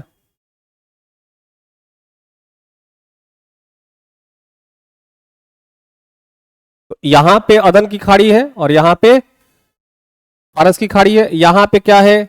यहां पे मान लो सुमात्रा है और ये जो है इधर म्यांमार, ये सब है। ये क्या है? मलक्का है। ये क्या है?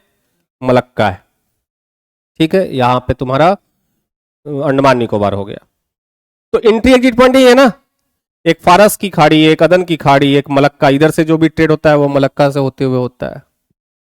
नहीं, यहां पे तुम्हारा मेडागास्कर है, यहां पे मॉरिशस है, तो इधर से मॉरिशस पे भी कब्जा करने की कोशिश करेंगे, मेडागास्कर पे भी कब्जा करने की कोशिश करेंगे, ताकि इधर से भी आने वाली एंट्री एग्जिट पॉइंट पे ये कंट्रोल कर पाए।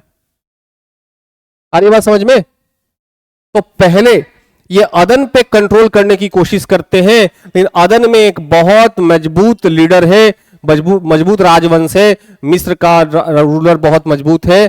तो इनकी लड़ाई होगी 1507 में। 1507 में एक तरफ तीन बड़ी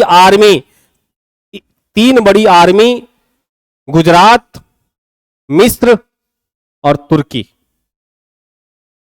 क्योंकि अभी मुस्लिमों को यह लग गया है कि अब जो है ये ऑर्गेनाइज कंपनी खुल गया ना, अब तो कंपनी खुल गया पुर्तगालियों का। तो अब इसके पहले तक जो आ रहे थे वो प्राइवेट तरीके से आ रहे थे, अपना पैसा लगा के आ रहे थे। तो अब लग गया इन राज्यों को कि यदि इस वक्त पुर्तगालियों को हरा करके यहां से नहीं हटाया गया तो अपना ये पैर जमा लेंगे, और एक बार पैर जमा लेंगे तो हमारा पूरा व्यापार खतरे में पड़ जाएगा। अब तुर्की क्यों इन्वॉल्व हो रहा है इसमें? तुर्की वेनिस और जेनेवा के उकसावे पे इसमें आ रहा है। वेनिस और जेनेवा का तुर्कियों के साथ संबंध ठीक हो गया। अब जब वेनिस और जेनेवा ने याद करिए, वेनिस और जेनेवा ने पैसे से सपोर्ट किया था पुर्तगालियों को। जितने भी समुद्री अभियान हुए तो पैसे से और तकनीक से कौन सपोर्ट कर रहा था? वेनिस और जेनेवा। क्यों सपोर्ट कर रहे थे? कि नया ट्रेड रूट खुलेगा तो हमें भी उसका लाभ मिलेगा। लेकिन जैसे ही ट्रेड रूट पुर्तगालियों ने खोजा, वेनिस और जेनेवा को ठेंगा दिखा दिया, बोला कि हम बता भी नहीं करेंगे किधर से जाते हैं, हम चुपके से निकल जाएंगे। अगर वेनिस और जेनेवा ट्राई भी करता तो पीछे उनके जहाजों पर क्या है? तोप लगे हुए हैं, कैनन सिस्टम है। तो वेनिस और जेनेवा मुंह ताकते रह गए। तो वेनिस और जेनेवा को वापस से तुर्कियों से अपने संबंध ठीक करने पड़े व्यापार करने के लिए। लेकिन यह व्यापार वेनिस और जेनेवा का तब चलेगा ना जब मुनाफा ज्यादा हो। नींद आ रही है हल्की हल्की? ठीक है। अभी अगर पुर्तगाली डायरेक्ट पहुंच रहे हैं तो वो कम सस्ते में माल खरीद रहे हैं और जाकर अधिक मुनाफा में बेच रहे हैं, क्योंकि बीच में कोई भी मीडिएटर, कोई भी मध्यस्थ नहीं है, मिडिलमैन नहीं है, बिचौलिया नहीं है। जबकि वेनिस और जेनेवा को तो पहले खरीदना पड़ता है अरबियों से माल और फिर जाके बेच रहे हैं वो। तो बीच में इनका क्या है? बिचौलिया वाला भी तो कॉस्ट जुड़ गया नहीं? बिचौलिया मान लो कि वेनिस और जेनेवा पहले आएंगे अरबियों के पास, अरबी से माल कर देंगे और माल खरीद के ले जाके तब यूरोप में बेचेंगे। तो एक जो व्यापारी है वो मिडिलमैन बना हुआ है, मिडिलमैन से खरीद रहा है, और एक है डायरेक्ट यहां पे खरीद रहा है। तो मान लो कि ये 1 रुपए में सामान खरीदे, है ना? अरब भी यहां से 1 रुपए में सामान खरीद रहे हैं, लेकिन अरब अपना प्रॉफिट इसको ऊपर रख के 5 रुपए कर चुके हैं। अरब तो अपना प्रॉफिट रखेंगे ना, तो अरबी अपना प्रॉफिट रखे हुए 5 रुपया। अब पुर्तगाली डायरेक्ट 1 रुपए में खरीद रहे हैं, खूब होगा तो जा करके वो 7 रुपए में बेच देंगे। नहीं, जबकि वेनिस और जेनेवा को 5 रुपए में खरीदना ही है, तो कितना और उसके ऊपर और उसका production, transportation cost, storage cost, तो पता चल रहा है कि 10 रुपए से कम में बेचेगा तो उसका मुनाफा होगा ही नहीं। तो पुर्तगाल के लोग पुर्तगालियों से सामान खरीदेंगे कि वेनिस और जेनेवा से? पुर्तगाल से। 3 रुपए सस्ता मिल रहा है उनको। तो वेनिस और जेनेवा का व्यापार संकट में है, अरबियों का भी व्यापार संकट में है। क्यों? जब वेनिस और जेनेवा माल खरीदेंगे ही नहीं तो अरबी किसके लिए माल खरीद के ले जाएंगे? उनके अपने कंट्री में खपत उतना ही होगा ना जितनी आवश्यकता है। उनका भी व्यापार संकट में है। तो तुर्की इसलिए इन्वॉल्व हो गया, वेनिस और जेनेवा उनको उकसा रहा है। मिस्र इसलिए इसमें घुस गया इस वॉर में क्योंकि उसको लग रहा है कि अदन की खाड़ी पर यदि कंट्रोल एस्टैब्लिश हो गया तो हमारा राज्य संकट में पड़ जाएगा। ठीक है। और गुजरात इसलिए इसमें इन्वॉल्व हो रहा है क्योंकि उसको लग रहा है कि यदि पुर्तगालियों का जो, वो तो मलाबार कोस्ट पे देख रहा है ना कि मलाबार कोस्ट पे क्या घटनाएं घट रही हैं, सारी उथल पुथल माहौल है, तो वो पुर्तगालियों को गुजरात में एंट्री करने नहीं देना चाहता है ताकि वहां की स्थिति जो है वो सही रहे। जो अशांति व्यवस्था स्थापित हो गया है पुर्तगालियों के आने से, वो जो कहते हैं ना कि पानी में कंकड़ मार दो तो क्या होता है, पानी, वही स्थिति हो गया है सारा वहां पे मलाबार कोस्ट पे। तो वो नहीं होने देना चाहता है गुजरात। और बैकअप में कौन है इनको? गुजरात को उकसा कौन रहा है? जमोरिन। जमोरिन तो अभी दुश्मन हुआ है ना, दुश्मन बना हुआ है। आगे बात समझ में? तो 1508 में, 1507 में, सॉरी 1507 में क्या होगा? Combined army, combined army of कौन कौन सा? इजिप्ट, गुजरात एंड टर्की, है ना? और एक तरफ कौन है? Almeida, Portuguese. क्या होगा? बैटल होगा, वॉर होगा। और इस वॉर में इस वॉर में सबसे ज्यादा क्षति किसको होने वाला है? अल्मीडा को। अल्मीडा का बेटा इसमें मारा जाएगा। ठीक है, पोर्चुगीज वॉज डिफीटेड।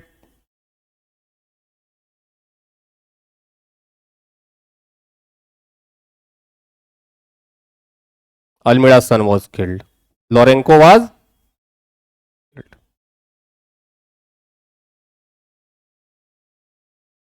पुत्र शोक में है, पुत्र शोक में चला गया बेचारा।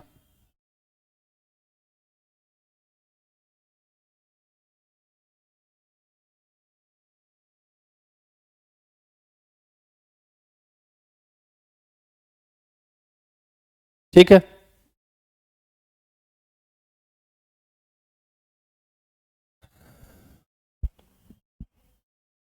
कन्नूर में तो स्टैब्लिश किया ही है, उसके अलावा कुछ और फैक्टर्स देख लो। 1505 में ही कन्नूर के बाद, आफ्टर कन्नूर, इन्होंने स्टैब्लिश किया है अंजन दीवा और किलवा में जगह है सर, सब मलाबार कोस्ट पे। किलवा फैक्ट्री इन हाँ, फैक्ट्री इन अंजन दीवा एंड किलवा। ठीक है, इसको 1508 करते हैं। 1509 में क्या करेंगे हम? Again war was fought between FOU GST fought between same army। ठीक है, सेम आर्मी में लड़ाई होती है and this time Almeida won. This time Almeida won and took his revenge and took his revenge। उसने अपना बदला ले लिया।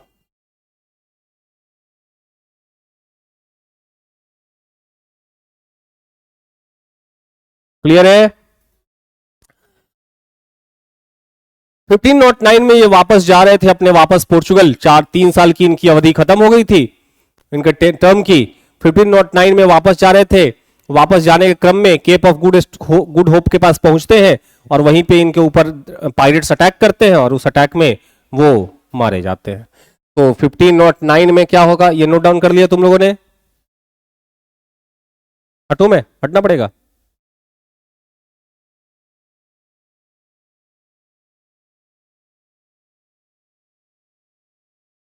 क्या कह रहे हो?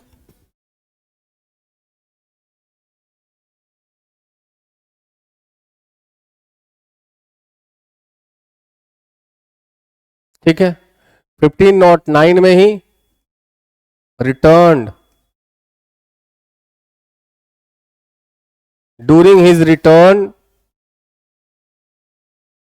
during his return to Portugal he was attacked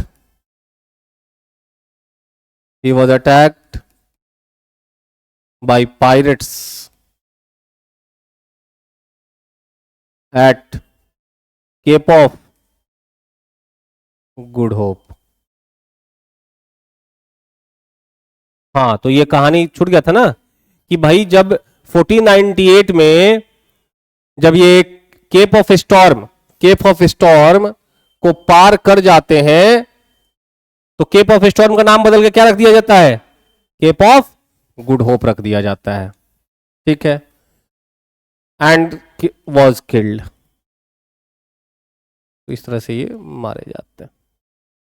clear है? इनकी पॉलिसी देख लेते हैं, क्या पॉलिसी रही है इनकी। पॉलिसी को क्या कहा जाता है? इनकी पॉलिसी को कहा जाता है ब्लू वाटर पॉलिसी। इसका क्या मतलब है? इंडियन ओशन कैसा है? ब्लू है, ओशन पे कंट्रोल। ब्लू वाटर पॉलिसी का मतलब है to take control over to take control over Indian ocean. ठीक है, इंडियन ओशन। अब ये कंट्रोल कैसे होगा? To take control over Indian ocean का मतलब क्या हुआ? To take control all entry and exit point of Indian ocean.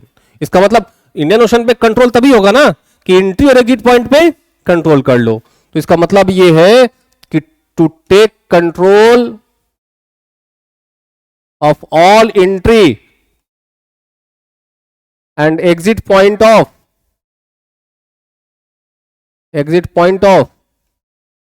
Indian Ocean. I, ठीक है। इन्हीं की पॉलिसी को आगे कौन बढ़ाएगा? अल्बुकर्क। इसीलिए उसको क्या कहा गया? Real founder of the Portuguese empire in India. ठीक है, अल्बुकर्क पहले से है, गवर्नर 1509 में अब बनेगा। ठीक है, तो इस तरह से हाँ, कि आपको जाके वहां पर मोनोपलाइज करना है ट्रेड को और सारे इंडियन ओशन पे कंट्रोल करना है। चलिए, तो अल्मीड़ा की कहानी यहां पे खत्म हो जाती है। सेकेंड आते हैं, नाम है उनका अल्फांसो दी अल्बुकर्क।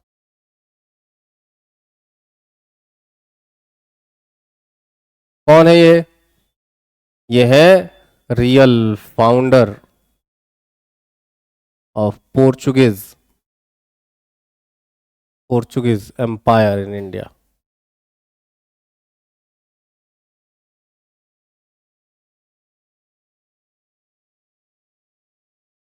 कब से कब तक? 1509 से 1515 तक जिंदा रहते तो और ज्यादा दिन तक अभी रहते। जैसे ही ये 1509 में कार्यभार संभालते हैं, उस दौरान बीजापुर सल्तनत में बहुत उथल पुथल मचा हुआ था। बीजापुर में उस समय शासन चलता था, रूल था यूसुफ शाही डायनेस्टी का। बीजापुर में कौन रूल कर रहा था? इन बीजापुर में रूल कर रहा था यूसुफ शाही डायनेस्टी। यूसुफ शाही डायनेस्टी। ठीक है, पूछा हुआ है। अब एक और पूछा हुआ है जो हम पिछले 6 साल से पढ़ाते हुए रहे हैं बच्चों को, और इस बार एग्जाम में वो आ गया था यूपीएससी में, अभी तुरंत आएगा। इसको अब 6 साल पहले का मेरा नोट्स देखोगे ना, उसमें भी वो मैंने लिखवाया है। ठीक है, कौन है, कौन रूल कर रहा है? आदिल यूसुफ शाह। आदिल यूसुफ शाह। तो 1510 में अल्फांसो अल्बुकर्क ने यूरोप की तरफ से भारत का पहला टेरिटोरियल गेन अचीव किया है ना। तो इन्होंने 1510 में क्या हुआ? 1510 में Albuquerque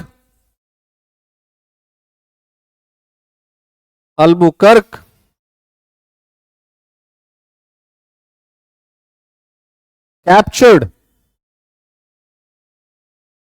Goa from Bijapur. Good. ये क्या है Goa?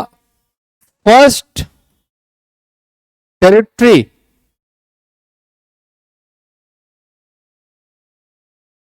won by any European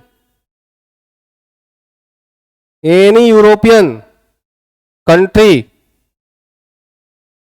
after Alexander. हाँ, किसी भी यूरोपियन देश द्वारा जीता गया पहला टेरिटरी था अलेक्जेंडर के बाद। ठीक है, first Indian territory, not territory, first Indian territory. First Indian territory one by any European country after Alexander. तो इस तरह से, हाँ बोलो बोलो।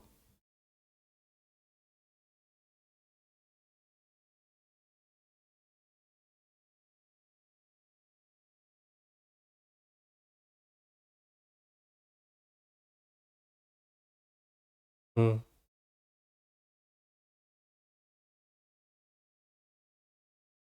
15 नॉट 10 की बात हो रही है। कामबॉक्स जो आएगा 7 नॉट 7 में आएगा। 200 साल बाद की बात कर रहे हो तुम, है? अभी तो मुगल्स का था ही पता नहीं है कि नहीं? अभी तो अभी तो बाबर उलझा पड़ा है समरकंद की लड़ाई में, है कि नहीं? हाँ, यह क्लियर हो गया। तो 15 नॉट 10 में ये जीतते हैं, 15 नॉट 11 में। अच्छा, अल्बुकर्क चूंकि 15 नॉट 3 से ही रह रहा है ना, तो उस समय विजयनगर एम्पायर बहुत ज्यादा फ्लरिश कर रहा था। विजयनगर एम्पायर में रूल कर रहा था कृष्णदेवराय। कृष्णदेवराय विजयनगर साम्राज्य के सबसे प्रोमिनेंट, सबसे फेमस रूलर में से एक रहा। 15 नॉट 10 के वक्त में वो था, और बहुत अच्छा फ्रेंड है किसका? पोर्चुगीज कंपनी का, पोर्चुगल का, अल्बुकर्क का। तो अल्बुकर्क के रिक्वेस्ट पर विजयनगर एम्पायर के रूलर कृष्णदेवराय ने उन्हें परमिशन दे दिया उनके टेरिटरी में फैक्ट्री खोलने की, और यह जगह है भटकल। एग्जाम में इस बार यूपीएससी में पूछा था। हाँ,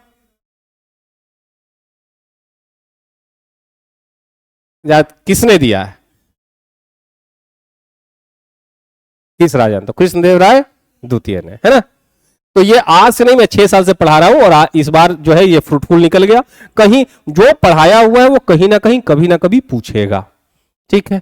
तो अल्बुकर्क ड्यू टू फ्रेंडशिप, कारण लिख लो, due to friendship with Albuquerque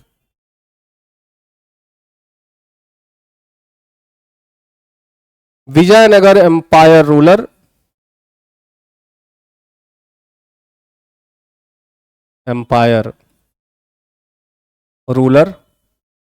Krishnadevaraya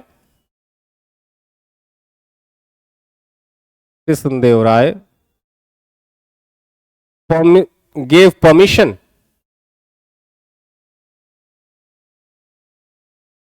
permission to open factory at Bhatkal।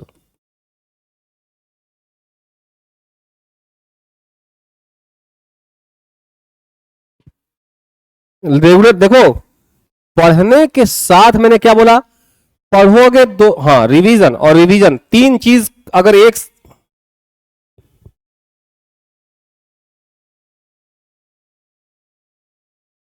इसको रीडिंग नहीं कहो, स्टडी, रिवीजन प्लस प्रैक्टिस, ये तीन चीज आपको बनाएगी सिविल सर्वेंट, याद रखिएगा।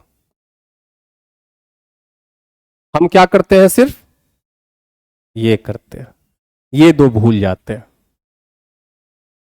इसके बिना काम नहीं चलेगा। हाँ, वो बना, अभी क्या है ना कि इतना वर्कलोड में है कि नहीं कर पाए, लेकिन वो जल्दी मिल जाएगा आपको, 1-2 दिन में मिल जाएगा आपको। ये हो गया, ठीक है? तो आज रहने देते हैं इतना ही, और कल कंप्लीट करते हैं इसको। कोशिश रहेगा कि इस 15 अगस्त के पहले ये खत्म कर दिया जाए। 16 तक, 17 तक क्लास चलेगी आपकी, और 17 को पढ़ा के बंद होगा आपका छठ का, थी का, रक्षाबंधन का 3 दिन के लिए। 18 तो संडे ही है, 19 रक्षाबंधन है, 20 को रुक के 21 से क्लास वापस खुलेगी, ठीक है?